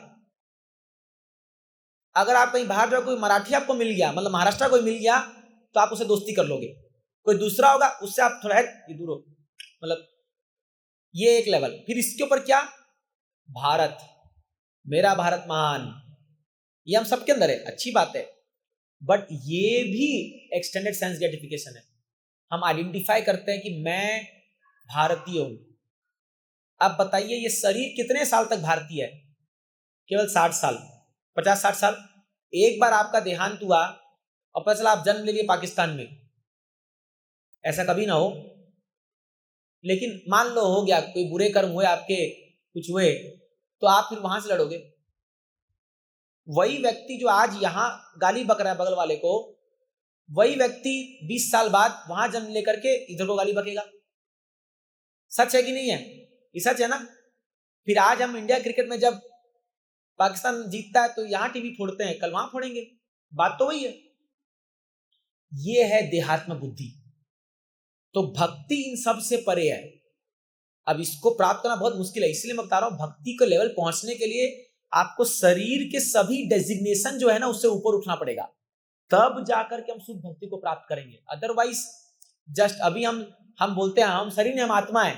जैसे मैं एमजीएम कॉलेज में क्लास दे रहा था, तो मैं उनको पूछा कि आप जब मिरर के सामने जाते हो तो आप क्या बोलते हो? ये मेरा हाथ है, ये मेरा सिर है, ये मेरा नाक है, ये मेरा शरीर है, तो आप कौन हो? तो एक लड़की उठी तुरंत, मैं आत्मा हूं, मैं आत्मा हूं। बोला थैंक यू, बैठ जाओ। बोला अभी तुमको भूख लगेगी ना, क्लास से भागोगे। तो ये आत्मा बोलना अच्छी बात है, पता है, थ्योरेटिकली हमको पता है हम आत्मा है, लेकिन शरीर में खरोच आ जाए, यही हालत खराब हो जाएगी हमारी। या क्लास 2 घंटा एक्सटेंड हो जाए, आप देखिए मेरे को, आप गाली बकोगे मन में, अरे क्या है, कोई व्यवस्था नहीं है, प्रसाद ठीक नहीं मिलता है यहाँ पर, फालतू क्लास एकदम। अभी आप बोल रहे हो मैं आत्मा हूं, लेकिन हम रियलाइज नहीं कर पा रहे उस बात को। इसको लगता है प्रैक्टिस। ये आत्मा स्तर तक पहुंचना प्रैक्टिस, इसको बोलते हैं सेल्फ रियलाइजेशन। हम जब आत्मा साक्षात्कार होते हैं ना, तो वो केवल थ्योरेटिकल नहीं होना चाहिए, आपको उस लेवल पहुंचना पड़ेगा, और वो इतना आसान नहीं होता, वो बहुत टफ है। इसलिए भक्ति में करते सब लोग हैं भक्ति। तिलक लगाना आसान है, कंठी पहनना आसान है, झोला टंगाना आसान है, धोती कुर्ता पहनना आसान है, ये क्या 1000 रुपए में सब कुछ आ जाएगा आपका। बट वो उसको जीना उस आत्मा के स्तर पे बहुत मुश्किल है, ये आसान नहीं होता है। अपने अहंकार को तोड़ना कि मैं शरीर हूं, हाँ मैं भारतीय हूं, मैं इंजीनियर हूं, मैं ये हूं, मैं वो हूं, ये सब को काटना पड़ेगा, तब जाकर के हम रियली उस चीज तक पहुंच पाएंगे। ऑफ कोर्स ग्रेजुअली ये होगा। इसीलिए हमको प्रभुपाद जी ने ये मार्ग दिखाया, भक्ति का मार्ग, जहां हम नियमित रूप से जप करते हैं, मंदिर आते हैं, सेवा करते हैं, शास्त्र पढ़ते हैं, प्रसाद खाते हैं। ये प्रोसीजर करते करते करते करते एक दिन आपको रियलाइज हो जाएगा मैं शरीर में आत्मा हूं, रियलाइज हो जाएगा, उस दिन आपको आत्म साक्षात्कार होगा। तब तक हम प्रैक्टिशनर हैं। जैसे डॉक्टर में अप्रेंटिसशिप होता है ना, तो वो डॉक्टर का डिग्री, मतलब डॉक्टर, जैसे अभी मेरे भाई साहब जब एमबीबीएस में घुसे, तो डे 1 से डॉक्टर सो एंड सो लिखना शुरू कर देते ना। अभी तो एग्जाम पास नहीं किया है, पर डॉक्टर लिख रहा है। और कई लोग स्टाइल मारने के लिए सेतो लगा के घूमते रहते हैं, आता कुछ नहीं है उसको बोलो तू मेरा नाड़ी चेक कर दे, तो देख करके खाली लगाए डिप डिप बसता रहे, क्या हो रहा है समझ में नहीं आ रहा उसको। वो व्हाइट कुर्ता पहन लेगा, व्हाइट कोट पहन लेगा, वो सेतो लगा लेगा, बट अभी तक कभी कोई दवाई खाएगा उसकी। मुझे अच्छे से आते, जब मेरे भाई एमबीबीएस में था, तो बहुत जो रिलेटिव लोग तो आते थे और सब पूछते थे बेटा मेरे को ये बीमारी है, ये है, ये, तो ये बताता ये दवाई खा लो, एक भी जन फॉलो नहीं करता था। सबको पता अभी तक ये डॉक्टर बना नहीं है, पता नहीं क्या दवाई दे देगा, पता चला और कहानी खत्म हो गया हमारा। तो आप बिलीव नहीं करोगे, पूछोगे खाली, खाओगे नहीं कभी उसकी दवाई, क्योंकि पता अभी तक एक्सपीरियंस नहीं हुआ है। आप फिर अपने गांव में जाकर के अपने डॉक्टर से सलाह करोगे तब दवाई लोगे। पॉइंट क्या है, वैसे ही हम सब अप्रेंटिस कर रहे हैं। अभी हम सब दिख रहे हैं, अरे हम तो मस्त तिलक लगा रहे हैं, कुर्ता धोती पूरा पहने कर रहे हैं, बट अभी तक हम देहात्म बुद्धि से ऊपर उठे नहीं है। इसलिए नेवर एवर कंसिडर योरसेल्फ कि हम बड़े एडवांस ड्यूटी बन गए। No no no no no, long way to go है, लंबा रास्ता है अभी। अभी हम सब खाली प्रैक्टिसनर है। हालांकि हमको लोग प्रभु जी, माता जी, आप कितने अच्छे भक्त हो, लोग बोलेंगे हमको। जब हम लोग कहीं लेक्चर के लिए जाते हैं ना, तो लोग एकदम चरणों में गिर जाते हैं, प्रभु जी आप तो शुद्ध भक्त हो। मैं ही जानता हूं मैं कितना शुद्ध भक्त हूं, तुम नहीं जानते हो। जिस दिन मेरे अंदर झांक लोगे ना, मेरे को चप्पल से मारोगे। ये सच्चाई है, ये सच्चाई है, ये हमको स्वीकारना पड़ेगा, तभी तो हम विनम्र बनेंगे। अगर हम लोग एक बाहरी आवरण लेके घूम रहे हैं और दुनिया को दिखा रहे हैं मैं बहुत बड़ा भक्त हूं, मेरा सम्मान करो, मैं बड़ा महान भक्त हूं, हम अपने आप को धोखा दे रहे हैं, क्योंकि हम उस स्तर तक पहुंचे नहीं है अभी तक। तो इसलिए ठीक है, दुनिया की दृष्टि में जो लोग हमें सम्मान करें बहुत अच्छी बात है, हम भी रेस्पेक्ट करते हैं, but at the heart of hearts we have to understand I have still yet to go long way. मुझे बहुत दूर जाना है अभी, मुझे बहुत अभी सेवा करनी है, भक्ति करनी है। तब हम जब जेन्युइनली विनम्र बनेंगे, तब भगवान अंदर से हमको दिखाएंगे कि yes see this is your condition, समझे। इसलिए क्या होता है, कई बार जब लोग आवरण बदल जाता है ना बाहर का, तो लोग अपने आप को बड़ा महान समझने लग जाते हैं कि मैं तो अब भक्त बन गया हूं। लेकिन जब उनके काम, क्रोध, लोभ, मोह सब बाहर आते हैं तो उनको झटका लगता है, अरे मैं तो भक्त था भाई, ये भक्त ऐसे कैसे कर सकता है ना। या इनफैक्ट जब आप अपने घर में जाओगे और आपके घर में आपके माता पिता या आपके भाई बहन या आपके सास ससुर या जो भी है, आप उनसे पूछो आप कितने भक्त बने हो, बढ़िया जवाब देंगे आपको। क्यों? क्योंकि वो आपको देख रहे हैं। तुम मंदिर में जाते हो बड़ा तिलक लगा करके, और घर में आके पूरा महाभारत कर देते हो। घर में आके तुम्हारे उठने का ठिकाना नहीं, सोने का ठिकाना नहीं, तुम्हारे खाने का ठिकाना नहीं, तुम्हारे मुंह से उल्टे सुलटे शब्द निकलते हैं। मेरे साथ ऐसा हुआ है, चिंता मत कीजिए, ये सबके साथ होता है। तो हम लोग क्या दो लाइफ जीते, एक पब्लिक लाइफ, एक प्राइवेट लाइफ। तो पब्लिक लाइफ जब हम मंदिर में आते हैं ना, तो मैं भक्त हूं, यहां हम एकदम अच्छा व्यवहार करते हैं, अच्छा अच्छी बात है। बट जब हम घर में जाके वही आचरण हम घर में दिखाएंगे, और जब हमारे घर वाले सेटिस्फाई करेंगे यार ये साधु बन गया, तब मानना तुम साधु बने हो। जिस दिन आपका एक एक रिलेटिव आपको बोले कि भाई ये तो साधु हो गया, ये तो साधु बन गया, भले ये साधु कपड़े से नहीं बनते, मतलब हृदय से, जिस दिन वो लोग सर्टिफाई कर दे यार क्या इंसान है, क्या व्यक्ति है ये, मानना पड़ेगा इसको, तब आपको पकड़ना चाहिए अरे सही में कुछ तो मैंने चेंज बात। नहीं तो तब तक क्या होगा, हम जो के तो ही है। हम लोग खाली आवरण चेंज किए, थोड़ा सा व्यवहार चेंज किए, बट हमारा माने व्यवहार इन द सेंस बाहरी व्यवहार, अंदर से कुछ चेंज नहीं हुआ। इसलिए क्या होता है, कई बार बड़ा एस्टॉनिशिंग लगता है कि कुछ कुछ भक्त लोग अच्छा मंदिर में व्यवहार करते हैं, फिर उनके घर से हमको कॉल आता है। कई लोग मुझे पर्सनली आके मिलते हैं और बोलते हैं प्रभु जी क्या सिखा रहे हो आप इन लोगों को। लिटरली आप यकीन मानेंगे इस चीज को, मतलब क्या गड़बड़ी हो गई। बोला ये लोग इस्कॉन में आते हैं और बड़ा बड़ा बात बोलते हैं, घर में आप इनका व्यवहार देखोगे ना तो ये लोग कोई भक्त नहीं है लोग। ऐसा लोग मुझे बोले हैं आकर के। तो मतलब सच में क्या, मुझे तो पता ही नहीं था। बोले कभी उसने बताया थोड़ी हो आपको, लेकिन हम तो देख रहे हैं ना कि घर में क्या करता है ये, समझ रहे हैं इस बात को। तो ये सच्चाई है कि जब हम रियली भक्ति कर रहे हैं तो प्रत्येक इंसान जिनसे हम डील कर रहे हैं, चाहे वो घर हो, चाहे वो ऑफिस हो, चाहे वो, आपको इतना मैच्योर बनना पड़ेगा कि आपके अंदर से वो जो एक देवता वाला पुरुष है वो सामने दिखना चाहिए। मतलब आपकी जेन्युइनिटी, आपकी सिंसियरिटी, आपकी विनम्रता, आपका कमिटमेंट, डेडिकेशन, तब लोग स्वीकारना शुरू करेंगे ये भक्त बन गया। अभी क्या हो रहा है, ऑफकोर्स ये ट्रांजिशन पीरियड चल रहा है, बट हमको वहां तक पहुंचना है। तो खाली दो चार लोग हमको बोल दे अरे प्रभु जी आप तो बहुत अच्छे डिवोटी हो, बहुत अच्छे हो। अभी मान लो मैं यहाँ बैठा हूँ, तो मेरे यहाँ जितने लोग होंगे प्रोबेबली जिनको मैं क्लास दे रहा हूँ, तो वो लोग यही बोलेंगे अरे प्रभु जी ना बहुत डिवोटी है। बट आप मंदिर में जाओगे तो ऐसे लोग हैं जिनको आप मेरा नाम ले दो, वो आपको मेरा पर चिट्ठा खोल के बताएंगे ये क्या आदमी है, ये फालतू आदमी है, ऐसा बोलेंगे लोग। अब वो जेन्युइनली बोले चाहे वो बोले, इसका मतलब है कि कुछ लोग हैं जो मुझे नापसंद करते हैं, मतलब मुझे अभी भी और मेहनत करना है ताकि मैं उनको भी खुश कर सकूं। समझ रहे बात को?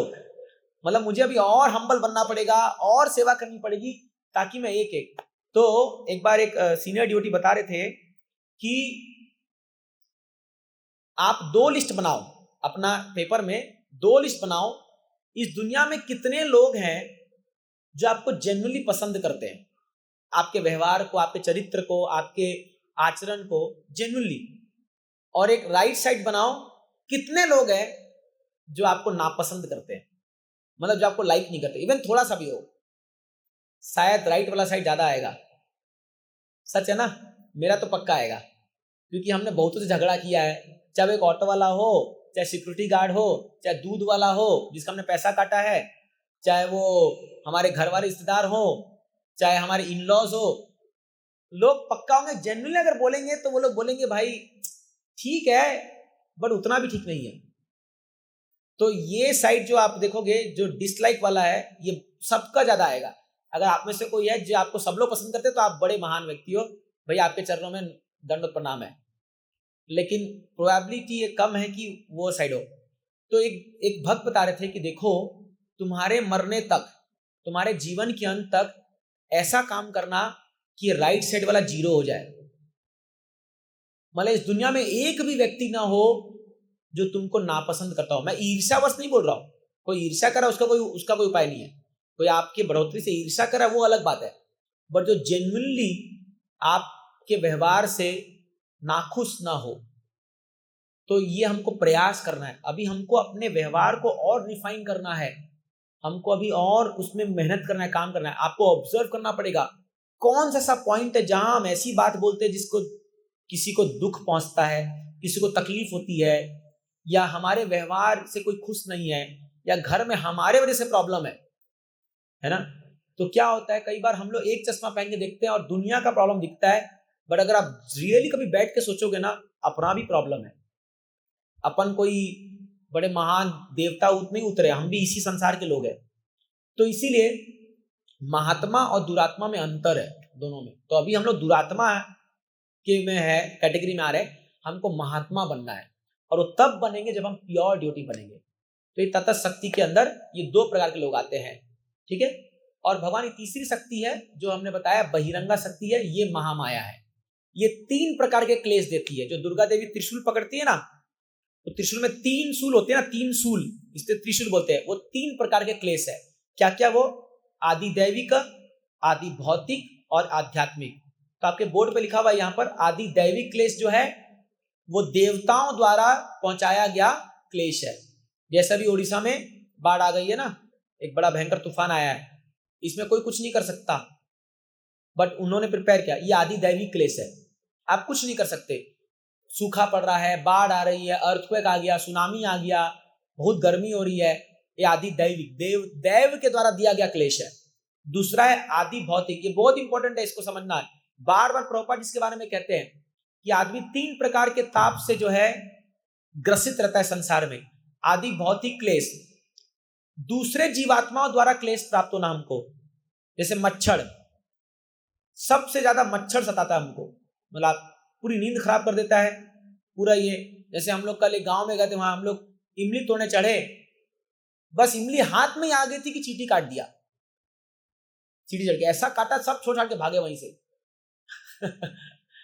तो अब ये आप कितना भी प्रयास कर लो, कोई ना कोई जीवात्मा होगा जो आपको कष्ट देने के लिए आ जाएगा, कोई ना कोई, पक्का 100%। ये दुनिया बनाया ऐसा गया है।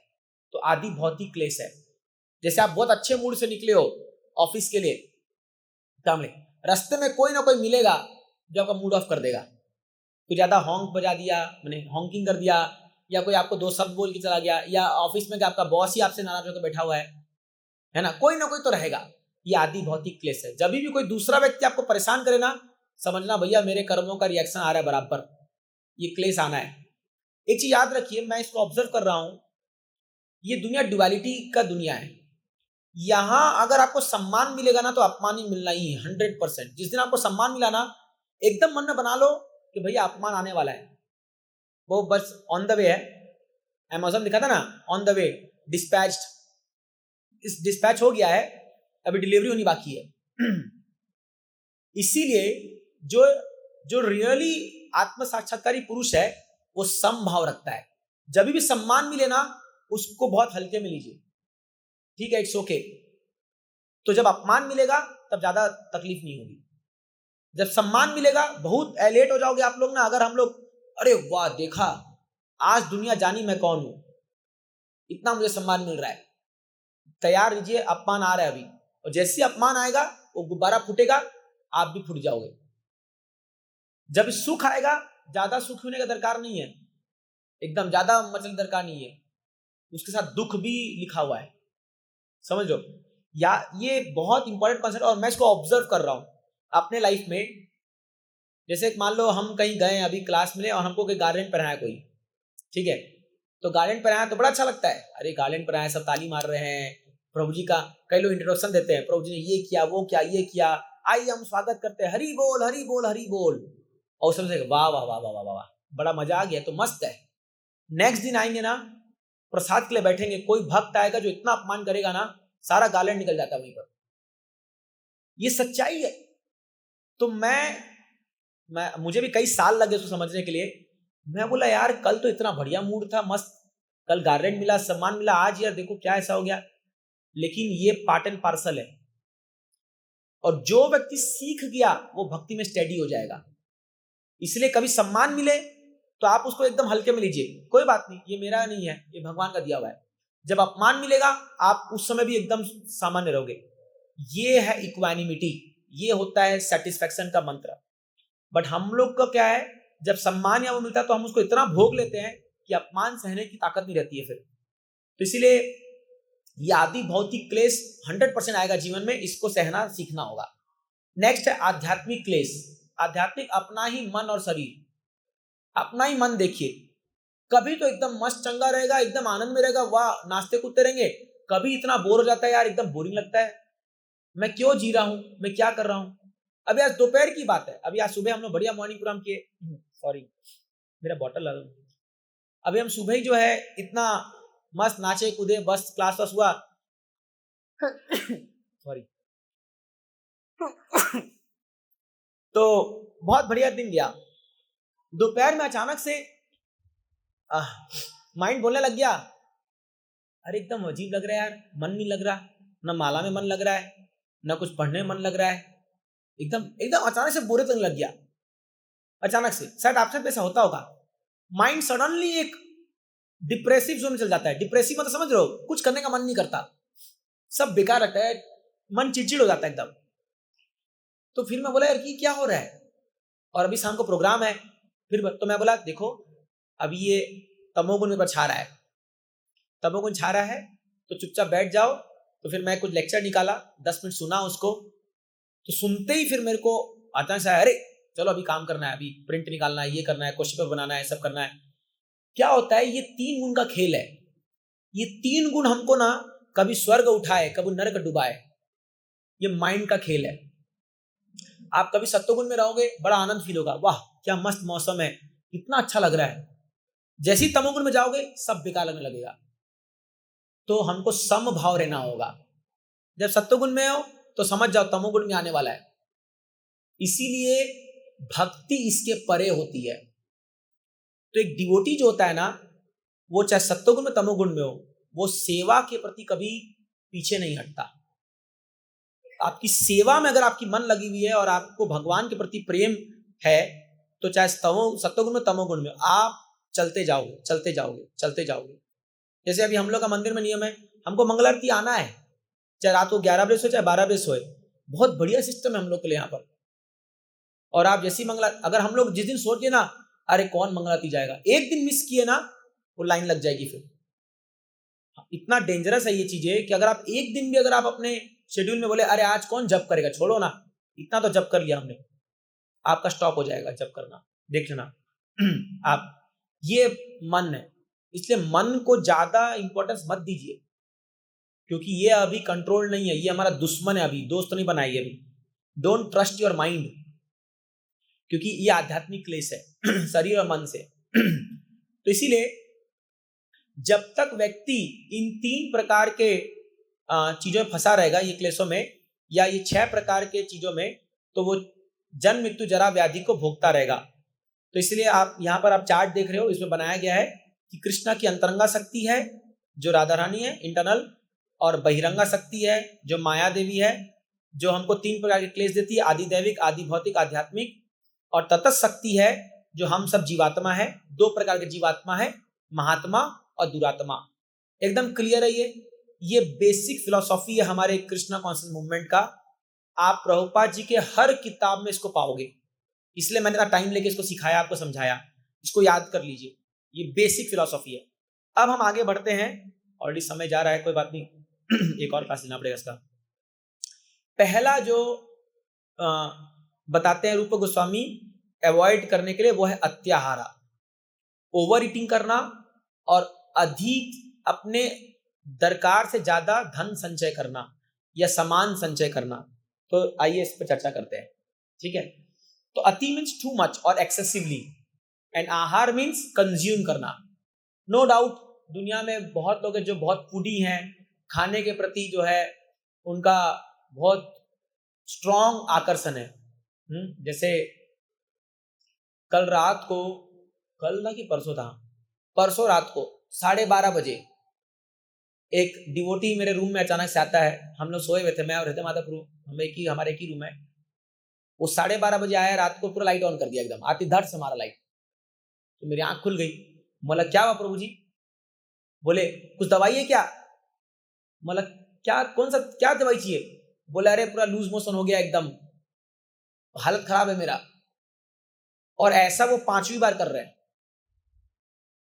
तो मैं जनरली अपने पास दवाई रखता हूँ सारी चीजों की, लूज मोशन, वॉमिटिंग, क्योंकि अगर रात को तबीयत खराब होगी तो कौन पे डॉक्टर पास जाए, क्या होगा।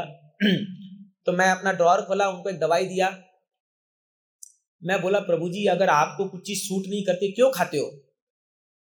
क्योंकि 5 बार हो चुका है इनको, वो सेम कुछ चीज खा लेते हैं और फिर जो है लूज मोशन। कि कोई आइटम होती है ऐसी जो सूट नहीं करती है। आप में से भी कोई होगा किसी को गैस्ट्रिक हो जाता है, वो जाता है, बट वही है, जीवा वेगम रोक नहीं पाए। बोले अरे कुछ नहीं, थोड़ा सा खाया था खाली। अब कोई उटंग पटांग नहीं खाई, यही कुछ गोविंदास में समोसा खा लिए होंगे, चाहे आलू बासी होगा उसमें या कुछ भी होगा, बट वो हो गया ना प्रॉब्लम, पूरा रात गया, उनका मंगलारती मिस हो गया। अब मेरा भी मिस होता, लेकिन मैं बच गया, मैं उठ के आ गया। तो ऐसा वो 5 बार कर चुके हैं। सीधा आएंगे 12:30 1 बजे और पूरा लाइट ऑन कर देंगे। अब क्या, वो थोड़े सीनियर है, हमसे कुछ बोल भी नहीं सकते। तो बट प्रॉब्लम देखिए, हम सब लोग जानते हैं कुछ ऐसी चीजें हैं जो हमको दुख देती है, तकलीफ देती है।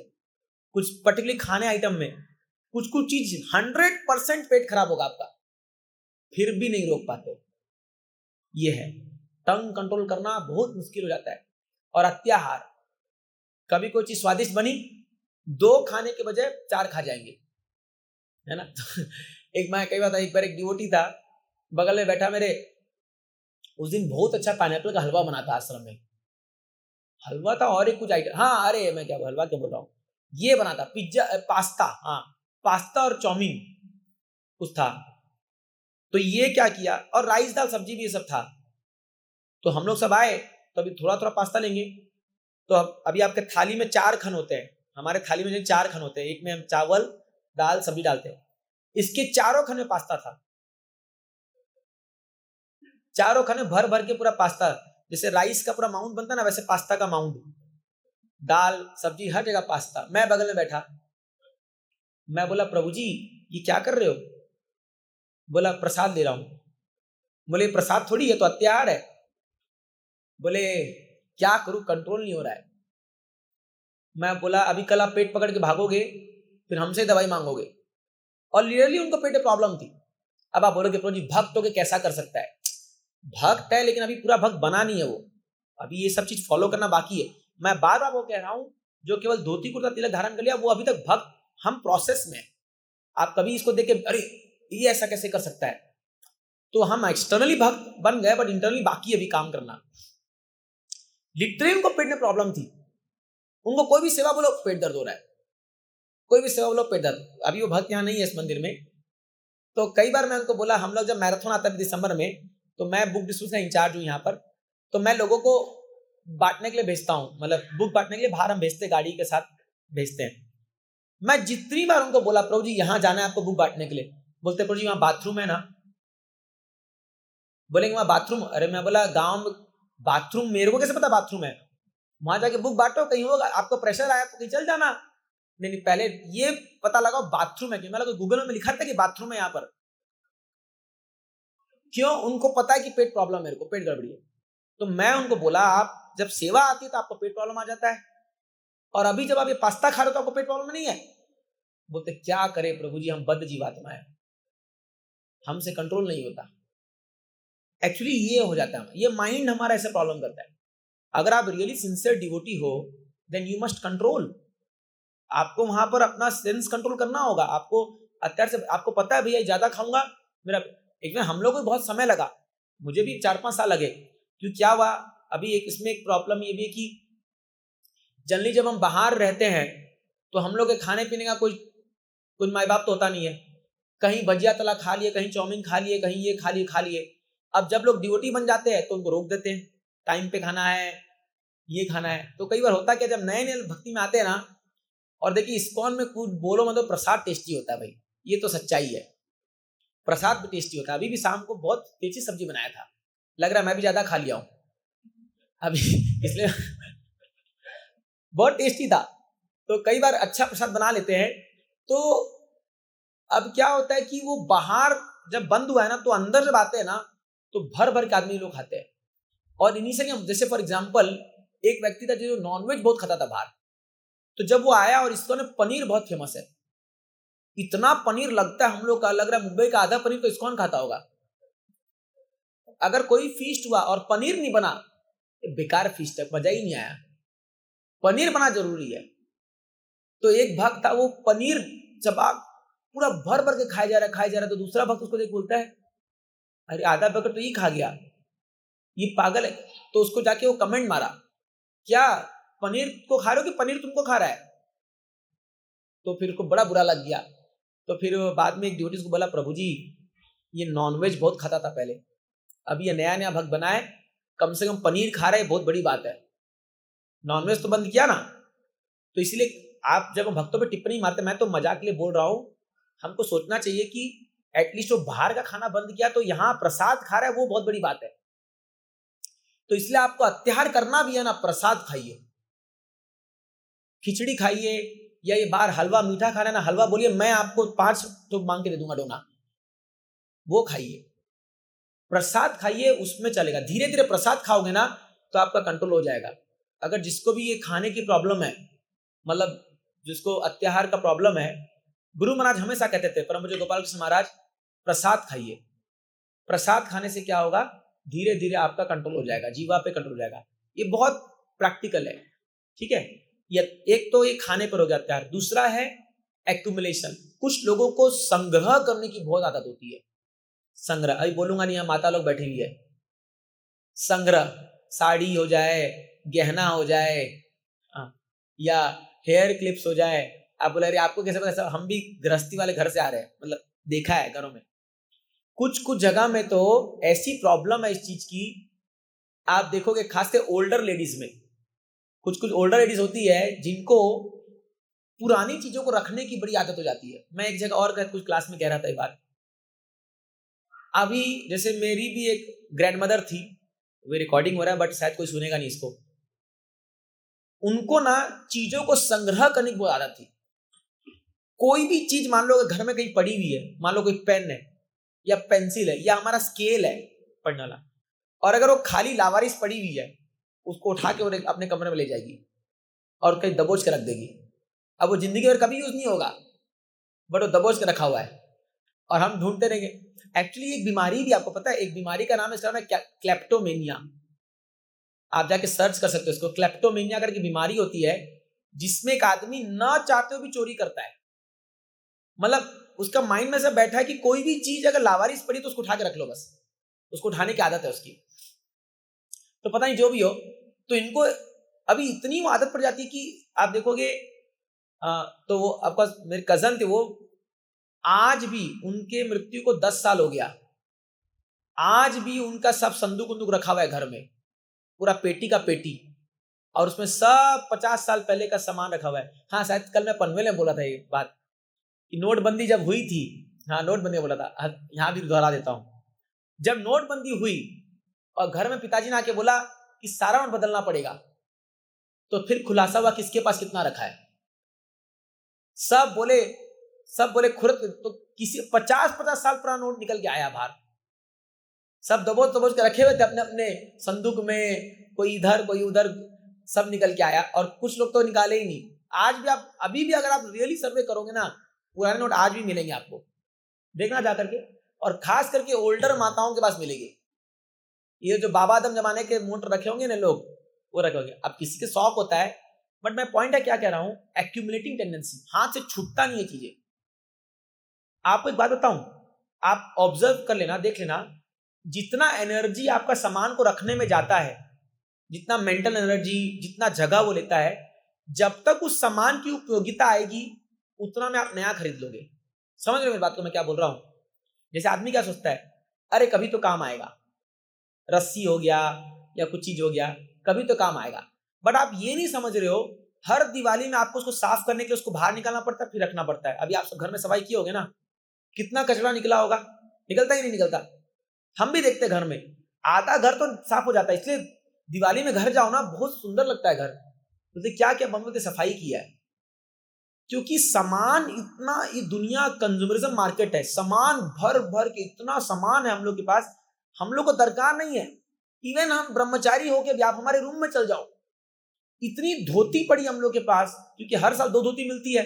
अब 8 साल हो गया हमको आश्रम में, 9 साल, तो 18-20 धोती है। अब वो छुट्टी नहीं, मतलब कोई देता नहीं है। मान लो 20-20 धोती मिलेगी लोगों के अलमारी में, रखे कहाँ, अलमारी तो साइज उतना ही है। 10-10 गमछे मिलेंगे, 4 जूते कम से कम मिलेंगे। क्यों मिलेंगे? अब आप बोलोगे अरे ये अत्याचार करेगा, अरे वो नहीं है, सामान आए जा रहा है बट निकल नहीं रहा ना। रूम में सामान आए जा रहा है, भरे जा रहा है बट निकल नहीं, इसलिए अलमारियां बढ़ते जा रही है। 1 अलमारी, 2 अलमारी, 3 अलमारी, इसलिए कितना भी बड़ा घर ले लो आप, वो भी कम पड़ेगा। कि जब तक माइंड में हमारा ये नहीं कि भैया जितना दरकार है उतना रखो, और जो नहीं दरकार है उसको दे दो, छोड़ दो उसको। ये जो एक्यूमुलेटिंग टेंडेंसी है ना, ये हमारा बहुत समय और हमारा माइंड खराब कर देती है पूरा। इसलिए क्या है, हमको देना सीखना होगा। इसलिए एक रूल है होना चाहिए, जैसे आप एक पेन से लिख रहे हो, आपका दूसरा पेन आया ना, पहला वाला दे दो किसी को दे दो आप, अरे आप यूज करो। आप अगर ये प्रिंसिपल रियली आप फॉलो करोगे ना, मैं आपको वादा से कहता हूं आपके जीवन में कोई चीज कमी नहीं होगी कभी। ये संसार का नियम है। तो इसलिए प्रभु जी बोलते थे, simple living and high thinking, plane living high thinking. जीवन सादा होना चाहिए, सिंपल कपड़ा रहे बस। ज्यादा क्या हम लोग को दुनिया को दिखाने का दरकार है। अब आप ये बात मानोगे ना, आप बोलोगे सोसाइटी में रहना पड़ता है प्रभु जी, ये है वो है। बट जो लोग भक्ति के मार्ग में ना, they should be as simple as possible. जो दरकार है उतना यूज करो, जो नहीं है उसको छोड़ दीजिए। क्योंकि क्या है, एनी वो आपका एनर्जी, आपका टाइम बहुत कंज्यूम करता है, और हमारा माइंड जो है ना डिफ्लेक्ट हो जाता है, सामान को संग्रहते। अभी आज हमारे पास ही है, इतने किताब है मेरे पास कि उसको मैं तो अब बांटना शुरू कर दिया। बांटो यार, ले, जिसको पढ़ना पढ़ लो। जंग खा जाती किताब, रखे रखे उसमें दीमक लग जाता है, देखते हो ब्राउन ब्राउन हो जाता है। बट ना तो खुद पढ़ते ना, ऑफकोर्स मैं तो पढ़ता हूँ, फिर मैं दे देता हूँ, जाओ पढ़ो, जिसको पढ़ना है पढ़ो। सो दुनिया में जिसको दरकार है उसको यूज करने दीजिए ना। आप देखिए दुनिया में इतना बड़ा बड़ा लोग प्रॉपर्टी, एक एक आदमी 4-4 फ्लैट खरीद के बैठा हुआ है, उसको दरकार नहीं है उसकी, बट जस्ट मेरा फ्लैट है वहां पर, जस्ट मेरा की है। होता क्या है कि उसको लगता है कि मैं दुनिया में इतना संग्रह करके रखा हूं, मेरा ही है। बट उसको मेंटेन करना, उसको करना, अभी देखिए, इसलिए प्रभुपाद जी तात्पर्य कहते हैं 2 प्रकार की व्यवस्था चलती है। एक बोलते हैं कैपिटलिज्म, एक है कम्युनिज्म। आप ये वर्ड सुनते होंगे, कैपिटलिज्म मतलब है जो अमीर आदमी होते हैं, एकदम जो पैसे वाले लोग रहते हैं, वो चाहते हैं कि हम कंट्रोल करेंगे सब कुछ। और एक है कम्युनिस्ट। दुनिया 2 बातें बटेंगी, एक कम्युनिस्ट कंट्री होती है, कैपिटलिस्ट कंट्री होती है। कम्युनिस्ट कंट्री का क्या मानना है कि सब कुछ स्टेट का हिस्सा है, एवरीथिंग बिलोंग्स टू स्टेट। तो इसलिए उन लोग क्या ला रहे हैं कि सब चीज का प्रॉपर डिस्ट्रीब्यूशन हो, जितने स्टेट में लोग रहते हैं उसमें डिस्ट्रीब्यूशन होना चाहिए। दोनों ही फिलॉसफी गलत है, क्योंकि जो अगर धनी व्यक्ति होगा तो फिर वो शोषण करेगा। अगर मान लो एक व्यक्ति के हाथ में सारा पैसा है तो फिर वो दुनिया को अपने उंगली पर नचाएगा, जिसको पैसा देगा वो काम करेगा, जिसको चाहे करेगा। और अगर आप कम्युनिस्ट बना दोगे तो एक वर्ग जो रहेगा वो कभी काम ही नहीं करेगा, जो आलसी लोग हैं। समझ रहे मैं क्या कह रहा हूं? जैसे मान लीजिए अभी आप में से कुछ लोग हैं जो लोग की तनख्वाह ज्यादा होगी। मान लो कोई आदमी है जो 1 लाख रुपए महीना कमाता है और एक गरीब आदमी है जो 5,000 या 2,000 महीना कमाता होगा। अब सरकार क्या बोलेगी, भैया ये 1 लाख वाले को बोलो 50,000 रुपया इसको दे देगा। तो ये गरीब वाला बोलेगा मेरे को तो काम करने की दरकार ही नहीं है भाई, बैठे बैठे 50,000 मिल रहा है तो मैं क्यों करूंगा। ये है कम्युनिस्ट गवर्नमेंट, इसलिए ये भी सही नहीं है ये फिलॉसफी। तो प्रभुपाद जी बोलते हैं एक बहुत बेस्ट फिलॉसफी वो है कृष्णा कॉन्शियसनेस। मैं आपको समझा रहा हूं, ये जो श्लोक है ये दुनिया का पूरा इकोनॉमिक प्रॉब्लम सॉल्व कर देगी। तो प्रभुपाद जी बोलते हैं, ईशोपनिषद में एक श्लोक आता है, ईशावास्यम जगत सर्वम यत् किंचित तेना तक्तेना भुंजिता मां कश्चित गृध। इसका मतलब है everything belongs to supreme lord Krishna. ईशावास्यम, ईशा मतलब ईश्वर, परम ईश्वर कृष्णा। अगर आप ये फिलॉसफी मानते हो everything belongs to Krishna, like for example see ISKCON. आज चलो इस मंदिर की बात करते हैं हम लोग। अब देखिए इस मंदिर में अभी हम लोग बहुत लोग यहाँ काम करते हैं, लाइक हम लोग सैलरी नहीं लेते हैं, हम लोग यहाँ रहते हैं, प्रसाद पाते हैं, हमको कपड़ा मिलता है, रहने की व्यवस्था सब मिल रही है, बट फिर भी हम सुबह से शाम तक मेहनत कर रहे हैं क्योंकि हमको पता हम किसके लिए मेहनत कर रहे हैं, है ना। आप मुझे एक जगह बता दो दुनिया में जहां पर लोग बिना सैलरी लिए पूरे जिंदगी भर जो है फ्री में सेवा कर रहे हैं। आप बताओ कोई जगह अगर है तो, स्पिरिचुअल ऑर्गेनाइजेशन छोड़ करके कोई भी जगह नहीं है। आप कोई संस्था चल जाओ या कोई चल जाओ, जिंदगी भर कोई नहीं करेगा शायद ये, और अगर वो करेगा भी तो इतना मेहनत से नहीं करेगा जितना ये इस्कॉन में ड्यूटीज कर रहे हैं। जैसे अभी हम कुछ मान लो हम कहीं घर गए, कोई डोनेशन मिला तो हम थोड़ी अपना पर्सनल पे खर्चा कर रहे हैं। आप हमको तो शायद नहीं देखते होगे कि हम लोग जा रहे हैं मर्सिडीज गाड़ी लेके घूम रहे हैं और किसी पार्टी में रेस्टोरेंट में खा रहे कर रहे हैं। You will never see us like this. जो भी पैसा आता भी है या आप में से कुछ लोग डोनेशन देते हो वो आपके ही सेवा में लगता है, ये प्रसाद बनता है, ये जो सारी सुविधाएं वो रखी है। जब आप इस प्रिंसिपल को लाते हो कि हम सबका कॉमन सेंटर क्या है, कृष्णा, तब वहां पर यूनिटी आ सकती है। तो सारा पैसा जो आएगा वो भगवान की सेवा के लिए, अगर रियली फॉलो होगा ये चीज। तो इसीलिए प्रभुपाद जी बोलते हैं ये फिलॉसफी अत्याहार का कॉन्सेप्ट को खत्म कर देगा। इसलिए जब मान लो अभी हम लोग डिवोटीज हैं और मैंने देखा कि भाई जैसे अभी मेरे को, मैं किसी प्रोग्राम में गया था तो मुझे किसी ने एक चादर गिफ्ट किया, एक चादर ओढ़ने का। अभी हृदय माधवपुर थे तो समा उनके पास कोई चादर नहीं था, उनको ठंड लग रही थी, उनको था। तो जैसे ही मेरे पास आया तो मैं उनको ऑफर कर दिया, मतलब प्रभु जी आपको चाहिएगा ये? बोले हाँ प्रभु जी मुझे एक दरकार थी। अब वो यूज कर रहे हैं उसको, तो शेयर हो गया ना, नहीं तो अभी खरीद कर आना पड़ता तो और पैसा लगता। कुछ चीज होती है जो उनके पास आती है वो मुझे दे देते हैं। जैसे मुझे एक उसकी टम्बलर की दरकार थी तो उनको मिला तो मुझे दे दिया। ऐसे ही भक्तों में आपस में शेयरिंग चलता रहता है कि जो चीज मुझे दरकार नहीं पड़ रही है मैं दूसरों ड्यूटी दूंगा। अब वो मेरा खून का रिश्ता हो चाहे नहीं हो ये फर्क नहीं पड़ता, बट बिकॉज वो भी कृष्णा की सेवा कर रहा है, मैं भी सेवा कर रहा हूं, तो आज अगर उसको कुछ दरकार है तो मैं उसके लिए मदद कर सकता हूं। समझ लो इस बात को आप। जब ये प्रिंसिपल लागू होगा दुनिया में, यहां सब चीज शांति से होगा। आज क्या हो रहा है, अमीर गरीब का शोषण कर रहा है और गरीब क्या सोचता है, उसको फ्री के खाने की आदत पड़ गई है। आप कई राज्य में जाइए 2 रुपए में चावल मिलता है। जैसे मैं उड़ीसा से आता हूं, 25 साल हो गए वो आदमी 2 रुपए का चावल ही खा रहा है, क्योंकि जब सरकार 2 रुपए में दे रही है तो भाई काम क्यों करना। समझ रहे हो ना। अभी इलेक्शन आ रहा है महाराष्ट्र में, खूब बोतलें बिकेगी, बोतलें और ये मिलेगी। एक वोट के लिए ये पार्टी भी देगी वो पार्टी भी देगा, दोनों का खाएगा ये। समझ रहे हो। तो ये जब प्रिंसिपल आता है यहाँ एक्सप्लॉयटेशन और शोषण का काम बन जाता है। बट जब हम कृष्ण को सेंटर में लाओगे तब आप देखोगे अच्छा चरित्र भी बनेगा। और ये आप यकीन मानिए ना, इस्कॉन में इतने वॉलेंटियर्स हैं, मतलब जो लोग दिन रात मेहनत कर रहे हैं, जी जान एक लगा दे रहे अपना, बट वो 1 रुपया नहीं लेते। बड़ा अजीब नहीं है ये बात? क्यों कर रहे हैं वो? प्रभुपाद जी बोलते हैं कई बार कि I am a poor man, मैं एक गरीब बूढ़ा व्यक्ति तुम्हारे देश में आया अमेरिका में, और इतने नौजवान सुबह 3 से लेकर रात 10 बजे तक मेरे लिए खट रहे हैं, मैं क्या दे रहा हूं इनको? वो अपने अमीर माँ बाप को छोड़ करके जली हुई रोटी खा रहे हैं यहाँ पर, मैं क्या दे रहा हूं? बोले क्योंकि मैं उनकी आत्मा को संतुष्ट कर रहा हूं। प्रभुपाद जी ने कहा था ये, because I am satisfying their soul.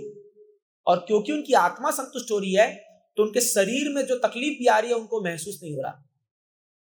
इसीलिए Krishna conscious is the highest principle of this world. Prabhupada ji कहते हैं अगर ये कृष्णा कॉन्शियस फैल गया ना पूरी दुनिया में, यहाँ की सारी समस्या समाधान हो जाएगी। और इसीलिए स्पिरिचुअल में कोई समस्या नहीं, क्योंकि वहां सब लोग कृष्णा कॉन्शियस है। एवरी सिंगल एंटिटी जो वहां आध्यात्मिक जगह में बोला त्रिपाद विभूति जो है वो फुल्ली कृष्णा कॉन्शियस है। तो अगर यहाँ के लोग भक्त बन जाए ना, प्रभुपाद जी बोलते हैं अगर 1% लोग भी सही में भक्त बन जाए ना, वो पूरे दुनिया को तार देंगे। 1% लोग, if they become pure devotees. इसलिए हमारा प्रयास होना चाहिए कि हम खुद शुद्ध भक्ति करें और दूसरों को सिखाएं। जस्ट शुद्ध भक्त बनने की देरी है, फिर देखिए क्या चमत्कार हो जाएगा। तो इसीलिए ये अत्याहार जो है, आप लोग भी ये प्रिंसिपल अपनाइए। जैसे भी दीपावली आ रही है या कोई भी आता है, जो आपको दरकार नहीं है वो बांट दीजिए, दे दीजिए किसी को, चाहे आपके पड़ोसी में हो या कुछ हो। नहीं तो आप अपने ग्रुप में मैसेज छोड़ दीजिए, हरि बोल डिवोटीज हमारे घर में ये चीज निकला है। आपको पता जर्मनी में एक दिन आता है जिस दिन लोग अपने अपने घर से सारा सामान को बाहर रख देते हैं रोड पे। एक बार प्रभुपाद जी जा रहे थे अपने भक्तों के साथ, तो देखे सभी घरों से कहीं सोफा टीवी सब रखा हुआ था बाहर निकाल करके। बोले व्हाट इज दिस? तो उन्होंने कहा Prabhupada in Germany they have a festival which is called, कुछ तो नाम है। बोलते इस दिन जिन लोगों को अपने घरों में जो चीज दरकार नहीं है वो बाहर निकाल के रख देते हैं और जिसको चाहिए ले लो, कोई कॉस्ट नहीं उसका। वंडरफुल, ये उठाओ, ये सोफा उठाओ, ये सब ले लो भाई, मंदिर में लगाएंगे, काम आएगा हम लोगों। तो प्रभुपाद जी ने बहुत सारा चीज सबको बोला हमको दरकार है। ये एक बहुत अच्छा प्रिंसिपल है। इसलिए अगर आपको लगता है कोई चीज आपको दरकार नहीं है और वो यूजेबल है, तो आप अपने सोसाइटी के ग्रुप में डाल सकते हो, या आप किसी डिवोटी को दे सकते हो, या कोई जरूरतमंद को दे दो ना। क्या पढ़िए, उससे देखना आपको भी अच्छा लगेगा और आप ईसावास्यम प्रिंसिपल फॉलो करोगे। इससे आप भी संतुष्ट होगे और दुनिया का भी थोड़ा भला हो जाएगा। समझ रहा? बट ये जो होर्डिंग की जो टेंडेंसी है हमारे अंदर, मेरा मेरा मेरा मेरा, जैसे सब ठा के लेके जाएंगे दुनिया से। अरे ठा ले, जब मरेंगे ना 4 लोग कंधे में उसी घर से उठा के फेंक देंगे बाहर। सच है कि नहीं है? एक भी दिन रखेंगे नहीं वहां पर, वो उठा के जाके जलने, बोले खत्म कहानी। फिर उसके बाद देखिए क्या होता है। एक एक चीज जो आपने छुपा छुपा कर खुरद के निकालेंगे, सारा लॉकर खुलेगा, सारे गहनों पे झगड़ा होगा।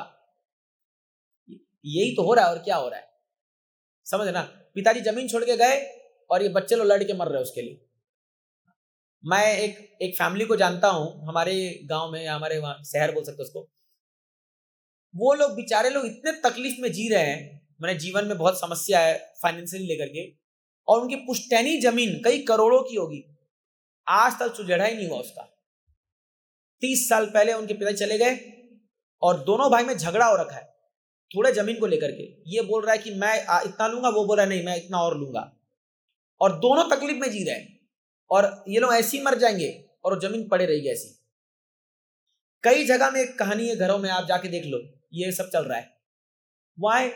जस्ट उसको ज्यादा क्यों मिलेगा, मुझे कम क्यों मिलेगा? हद लोग है, लेकिन सच में ऐसे मूर्ख लोग बैठे दुनिया में। मूर्ख क्या करे? माया यही तो है, यही तो माया है, यही तो माया है। आप घरों में जाके देखिए, एक एक नथनी के लिए झगड़ा कर रहे लोग। एक कोई कंगन अगर कोई ले आया, कोई चूड़ी एक ले आया, मैंने घर में मान लो 2-3 बहुएं हैं और सास किसी को थोड़ा एक्स्ट्रा दे दे, ये पूरा बवाल कर देंगे। अभी कोई तो मेरे को, हाँ मैं ही बता रहा था ना आपको, एक शादी में, एक बिहार की बात है, वहां दहेज वहेज बहुत चलता है। तो एक शादी में 2 बहनें थी, तो एक का जब शादी हुआ तो उसको अपनी क्षमता से दहेज दिया। अब जब दूसरे बहन का शादी हुआ तो जब उसको दहेज दिया तो हो सकता है कि फाइनेंशियल कंडीशन अच्छा हो गया होगा, तो उसको एक स्कूटर या कुछ एक्स्ट्रा दे दिया।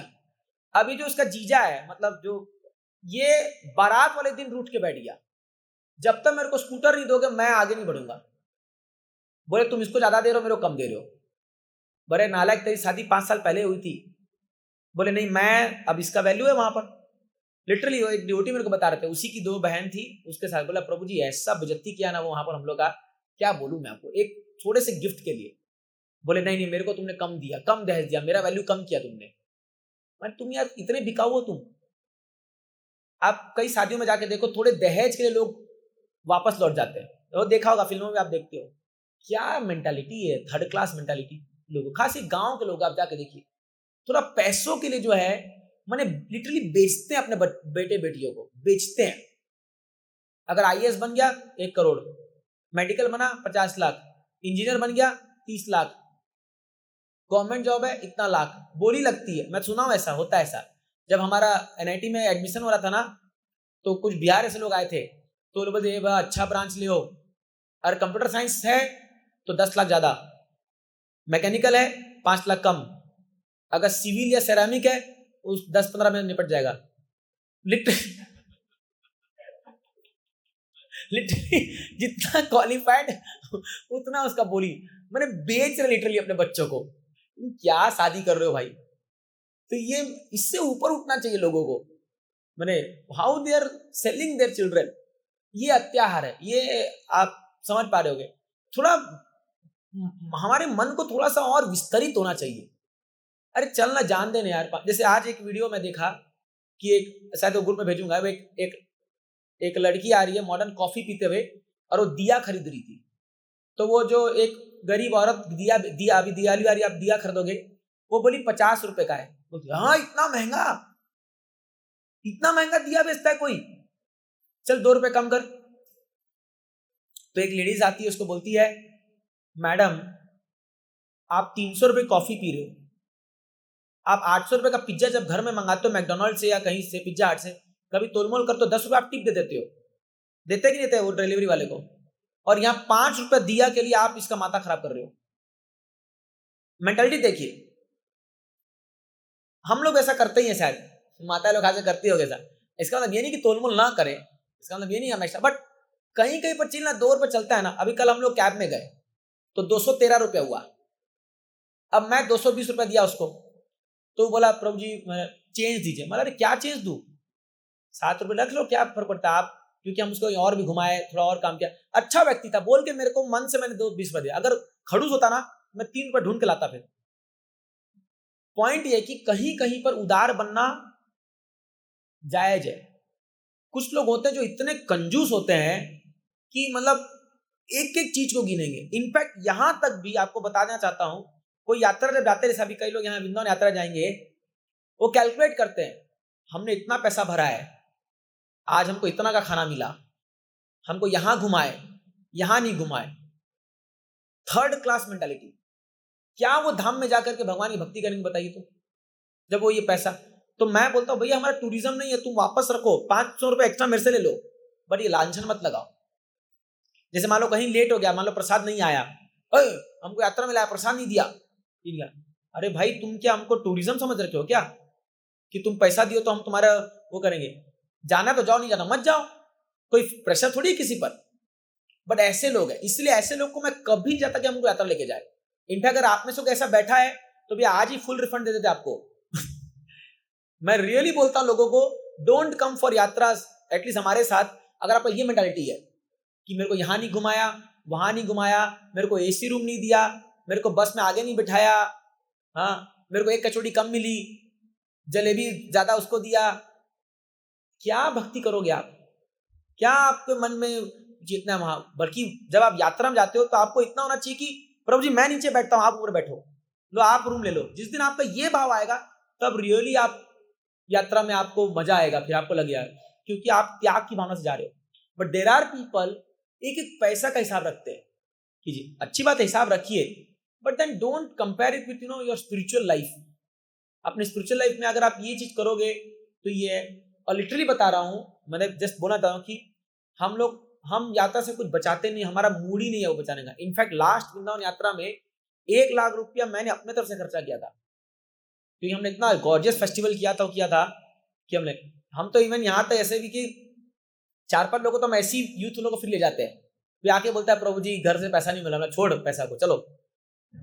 भक्ति इंपॉर्टेंट है। देखिए आप जो कमा रहे हो ना, वो दुनिया का पूरा संपत्ति बेच के भी आपको नहीं मिल सकता, ये जान लीजिए। आप जो कमा रहे हो यहाँ पर आकर के इस्कॉन में, पूरा दुनिया का संपत्ति बेच दो, आपको ये नहीं मिलेगा। और आप कुछ चंद पैसों के लिए और उसके लिए अगर आप इसको बेच दोगे ना, तो आपसे बड़ा अभाग्यशाली व्यक्ति कोई नहीं है, माने हमसे बड़ा दुर्भागी कोई नहीं है। रूप गोस्वामी कहते हैं कि ये भक्ति को खरीदने के लिए ऑफकोर्स इसका कोई मूल्य नहीं है, जो करना पड़े कर दो। Don't be so calculative in this thing. Generous होना चाहिए व्यक्ति को। अरे हमारा है क्या, क्या चीज आप लेके आए थे, क्या लेके जाओगे यहाँ से संसार से, बताइए। हम जानते हैं आपको रहने की, बट जो व्यक्ति मस्त रहता है ना, जिसे कोई फिक्र नहीं कुछ नहीं है, आप देखो भगवान उसकी व्यवस्था करते हैं, 100% व्यवस्था करेंगे उसकी, 100%। उसको खाने की भी कमी नहीं होगी, तो नहीं, क्योंकि वो बिंदास है, वो भगवान पे निर्भर है, वो उसको सब मिलेगा। और जो बहुत संकुचित करके रखता है ना अपना, ये मेरा ये मेरा ये मेरा ये मेरा, वही बेचारा तड़ा तोड़ के मरता है। उतना ही उसको तकलीफ होगा, छोड़ने में तकलीफ होगा, फिर बड़ा मुश्किल जाएगा। छोड़ना तो पड़ेगा ही, but then you not to leave it. इसलिए क्या है, ये जो अत्याहार का जो प्रिंसिपल है, इसको गहराई से समझिए। और अभी भी हमारे पास समय है, अपने व्यवहार को बदलिए। Let us become generous. इस दुनिया को कुछ ऐसा करके जाएं कि दुनिया हमारे जाने के बाद याद रखे, यार क्या इंसान था, क्या बढ़िया इंसान था, कभी सोचा नहीं देने में, कभी मतलब दिल खोल के उसने लोगों का किया, सब कुछ किया। लाइक हमारे दादाजी ये लोग के बारे में बोलते हैं, मतलब ऐसा कि क्या क्या व्यक्ति थे, जो भी आके कुछ मांगे, जो भी, जो पास में दे दिया, जो पास में दे दिया। और कई लोग तो ऐसे लिच्चड़ होते हैं जो ब्याज लेते हैं, 100 रुपये दिया 1 रुपये मांगेंगे, ब्याज नहीं दिया आपने तो जान खा जाएंगे आपका, ऐसे लोग होते हैं। इसलिए मेरे फादर ने एक बार किसी को कुछ पैसा दिया था, तो वो ब्याज लेके आया, मतलब इंटरेस्ट। तो मेरे फादर उसको बोले मैं कभी जिंदगी में ब्याज नहीं लूंगा। बोले क्यों? बोले अरे अगर मैं ब्याज लिया, इंटरेस्ट लिया, तो फिर तो मैं एक बैंक बन गया, मैं तुम्हारा दोस्त कैसे बना? सच है कि नहीं है? सच है कि नहीं है? फिर तो आप व्यापार कर रहे हो ना, फिर वो रिश्ता कहाँ रह गया? तो इसलिए क्या है कि व्हेन वी डेवलप, याद रखिए आपके रिलेशनशिप आपके धन से, आपकी संपत्ति ज्यादा इंपॉर्टेंट है। दुनिया में लोग नहीं मिलते, पैसा तो मिल जाएगा आपको, पर आपको लोग नहीं मिलेंगे। इसलिए छोटे थोड़े पैसों के लिए अपना रिश्ता मत खराब कीजिए लोगों से। खास करके आप जितना दोगे ना, भगवान इतना देते हैं ना कि आप संभाल नहीं पाओगे। Then we are devotees, at least we are devotees, we should be generous. बांटिए, प्रसाद भी है, दिल खोल के बांटिए। मेरा तो इतना मन रहता है कि बांटो, देते जाओ, लोगों को भरपूर खाना, जितना हो सके प्रसाद खिलाओ, कृष्णा कॉन्शियस दे दो, उनको लगा दो, बाकी सब भगवान देंगे। देने वाले वही है, उनका तो बांट रहे, हमारा क्या है भाई? सच है कि नहीं है? तो इसीलिए क्या है, इस प्रिंसिपल को हम फॉलो करेंगे तो आप देखोगे we will advance more swiftly toward Krishna consciousness. तो बाकी जो 5 हम अगले क्लास में करेंगे, समय हो गया अभी, और अभी दामोदर अष्टकम भी गाएंगे और दीपदान का है, तो इसलिए next week I think probably हमारा यात्रा से पहले लास्ट क्लास होगा। उसके अब 2 हफ्ते क्लास नहीं हो पाएगा, क्योंकि हम यात्रा जा रहे हैं 8 तारीख से लेकर 17 तारीख तक। 17 को भी आके क्लास नहीं कर पाएंगे, क्योंकि हम आधे मरे रहेंगे, मैंने आधे मरे रहेंगे, बिकॉज पूरा शरीर टूट जाता है, सब थक जाते हैं। और अगले शनिवार को गोवर्धन फेस्टिवल है, हमारे मंदिर में भी होगा, और पनवेल में भी हम सेलिब्रेट कर रहे हैं। अगर आप लोग को पनवेल आना है तो आप आ सकते हैं। हम वहाँ गोवर्धन, पूरा चावल का गोवर्धन बनाएंगे और पूरा फीस्ट, पूरा बढ़िया फेस्टिवल होगा। आप वहाँ आ सकते हैं, नहीं तो मंदिर भी आ सकते हैं, मंदिर भी बहुत बड़ा फेस्टिवल होता है। गोवर्धन पूरा बनाते हैं, आरती होती है, गौ पूजा होगी, और बहुत अच्छा ये होगा। दिवाली का दिन बहुत सुंदर सजाएंगे, मंदिर को भी दिया हुआ लगाएंगे पूरा। तो आइए, मंदिर आइए और इसका लाभ लीजिए, ठीक है? तो कोई प्रश्न है किसी का या कुछ? यस, माइक दीजिए प्रभु जी को। एक मिनट, हृदय माधव को बुला दीजिए, कीर्तन दामोदर शमील सिंह। हाँ, मेरा प्रश्न संग्रह को लेकर है। अब जैसे मैं, हमारे जैसे प्राइवेट जॉब है, हाँ, हमारे लिए रिटायरमेंट का कोई ठिकाना नहीं है, हाँ, कल जॉब होगा नहीं होगा, उसकी गारंटी नहीं है। करेक्ट।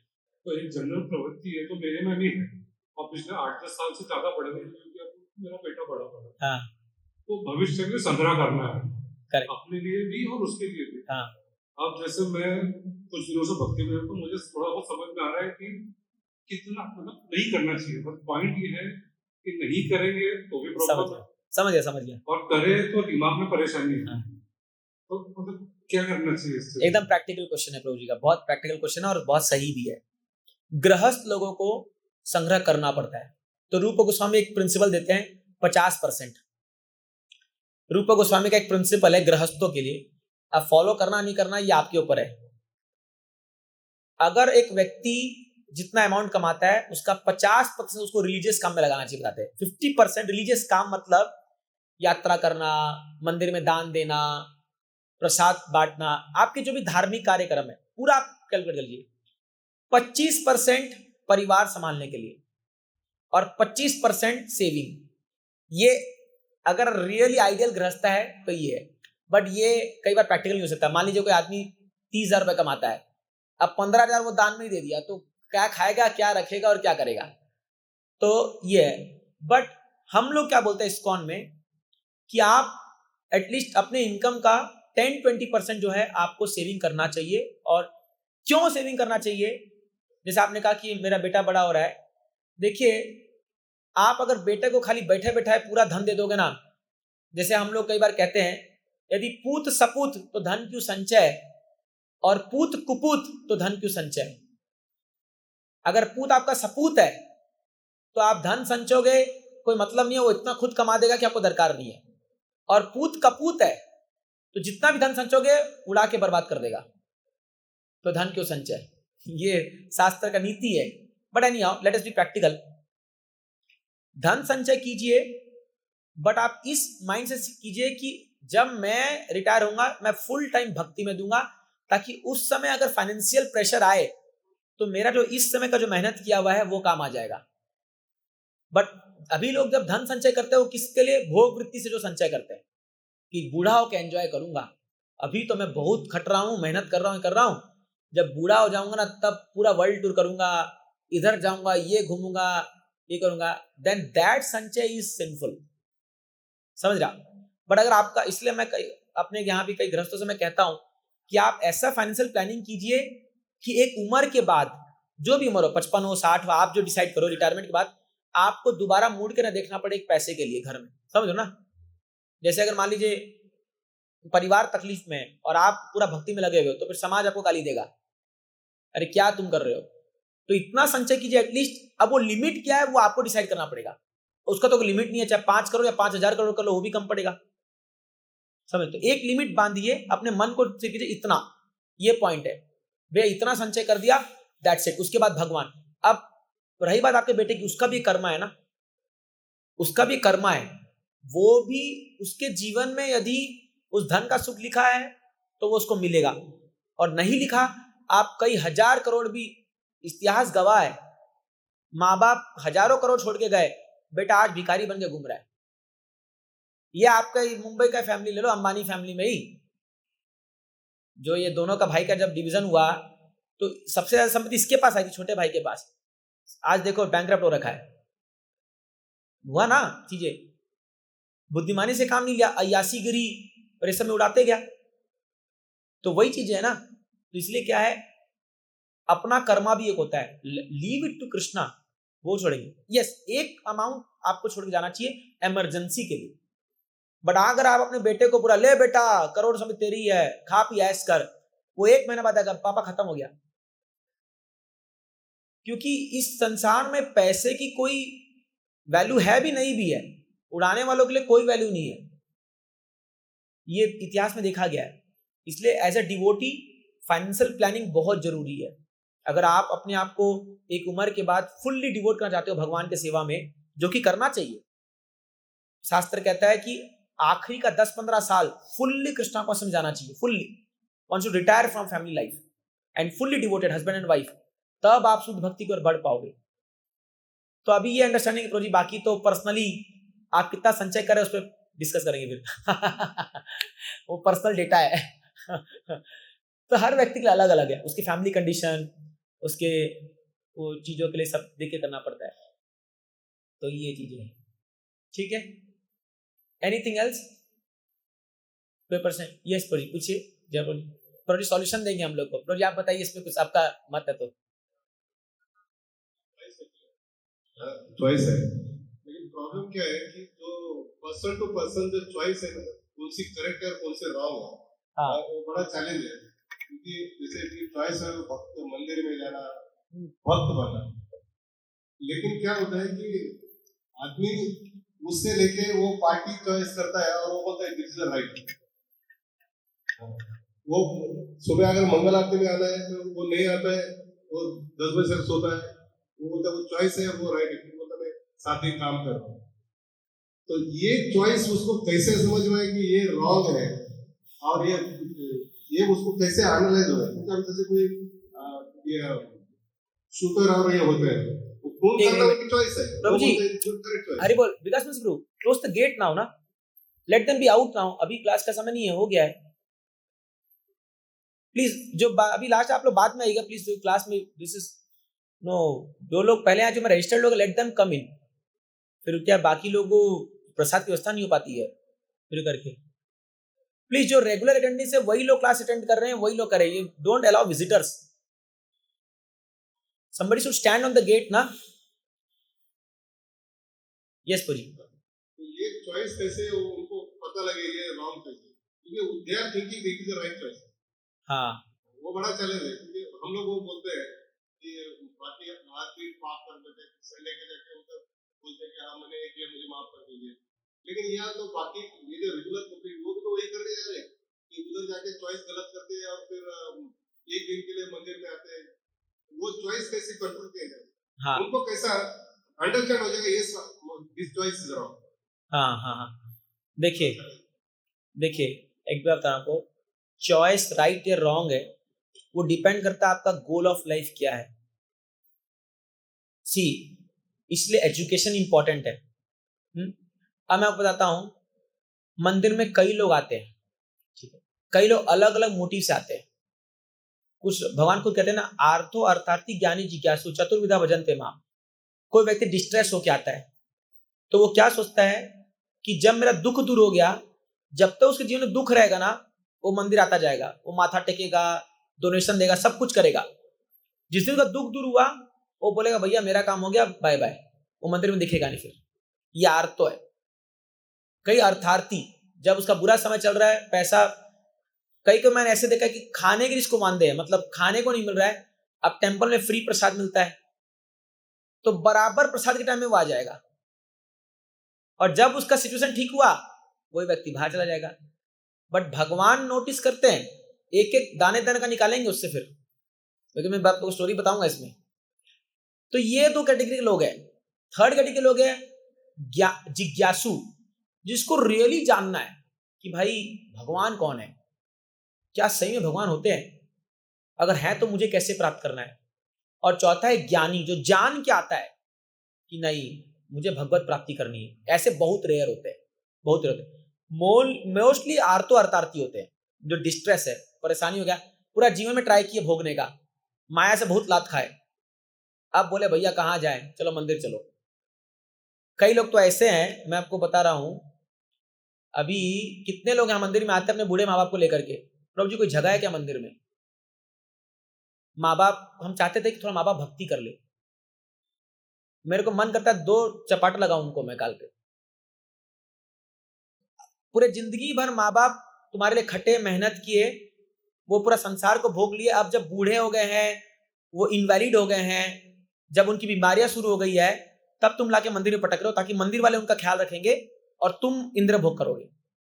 कल तुम्हारा भी यही हाल होगा, तुम्हारे बच्चे भी तुमको ओल्ड एज होम में फेंकेंगे जाकर के। कई लोग आते हैं मंदिर में, वो क्या बोलेंगे, अब मैं सोच रहा हूं माँ बाप भक्ति कर ले, और अब तक क्या कर रहे थे, संसार को भोग रहे थे। तो क्या होता है, लोगों की मेंटालिटी अगर आप देखोगे ना, वो किस प्रकार से मंदिर को यूज कर रहे हैं, आपको शर्म आएगी कि ये लोग क्या भगवान को एक ऑब्जेक्ट बना रखे हैं लोग। एंड 99% लोग जो है ना, भगवान को एक अपना ऑब्जेक्ट बना रखे हैं कि भैया तुम्हारा खाली काम है मेरा प्रॉब्लम सॉल्व करना, मैं तुम्हारे लिए क्या कर रहा हूं वो सेकेंडरी है, तुम खाली मेरा प्रॉब्लम सॉल्व करो। क्या चाहिए बोलो, तो एक नारियल चाहिए, लो नारियल फोड़ लो, एक वो चाहिए तो धन चाहिए, लो धन चढ़ा लो, ये कर लो। Now this people they think that कि हम बहुत बड़े भक्त हैं, हम मंदिर आते हैं, हम ये कर रहे हैं, बहुत बड़े भक्त हैं। बट क्योंकि वो शास्त्र नहीं पढ़ते, उनको पता नहीं है कि वो लोग भक्ति तक पहुंचे भी नहीं है, भक्ति का डेफिनेशन क्या है। तो चॉइस कब पता चलेगा, जब आपको उसकी वैल्यू पता चलेगी ना। आप लोग क्यों आ रहे हो, क्योंकि आपको समझ में आ रहा है कि there is a higher goal in my life, there is higher happiness. हमारा जीवन जो है वो बहुत, इसलिए कई बार जब लोग अपने लेट 50s 60s में आते हैं ना मंदिर, और तब उनको ज्ञान मिलता है, तब बोलते हैं बर्बाद हो गया मेरा जीवन। कई लोग मेरे को बोले प्रभु जी आप कितने भाग्यशाली हो कि आप इतने कम उम्र में आ गए भक्ति में, और वो लोग फिर रिग्रेट करते हैं।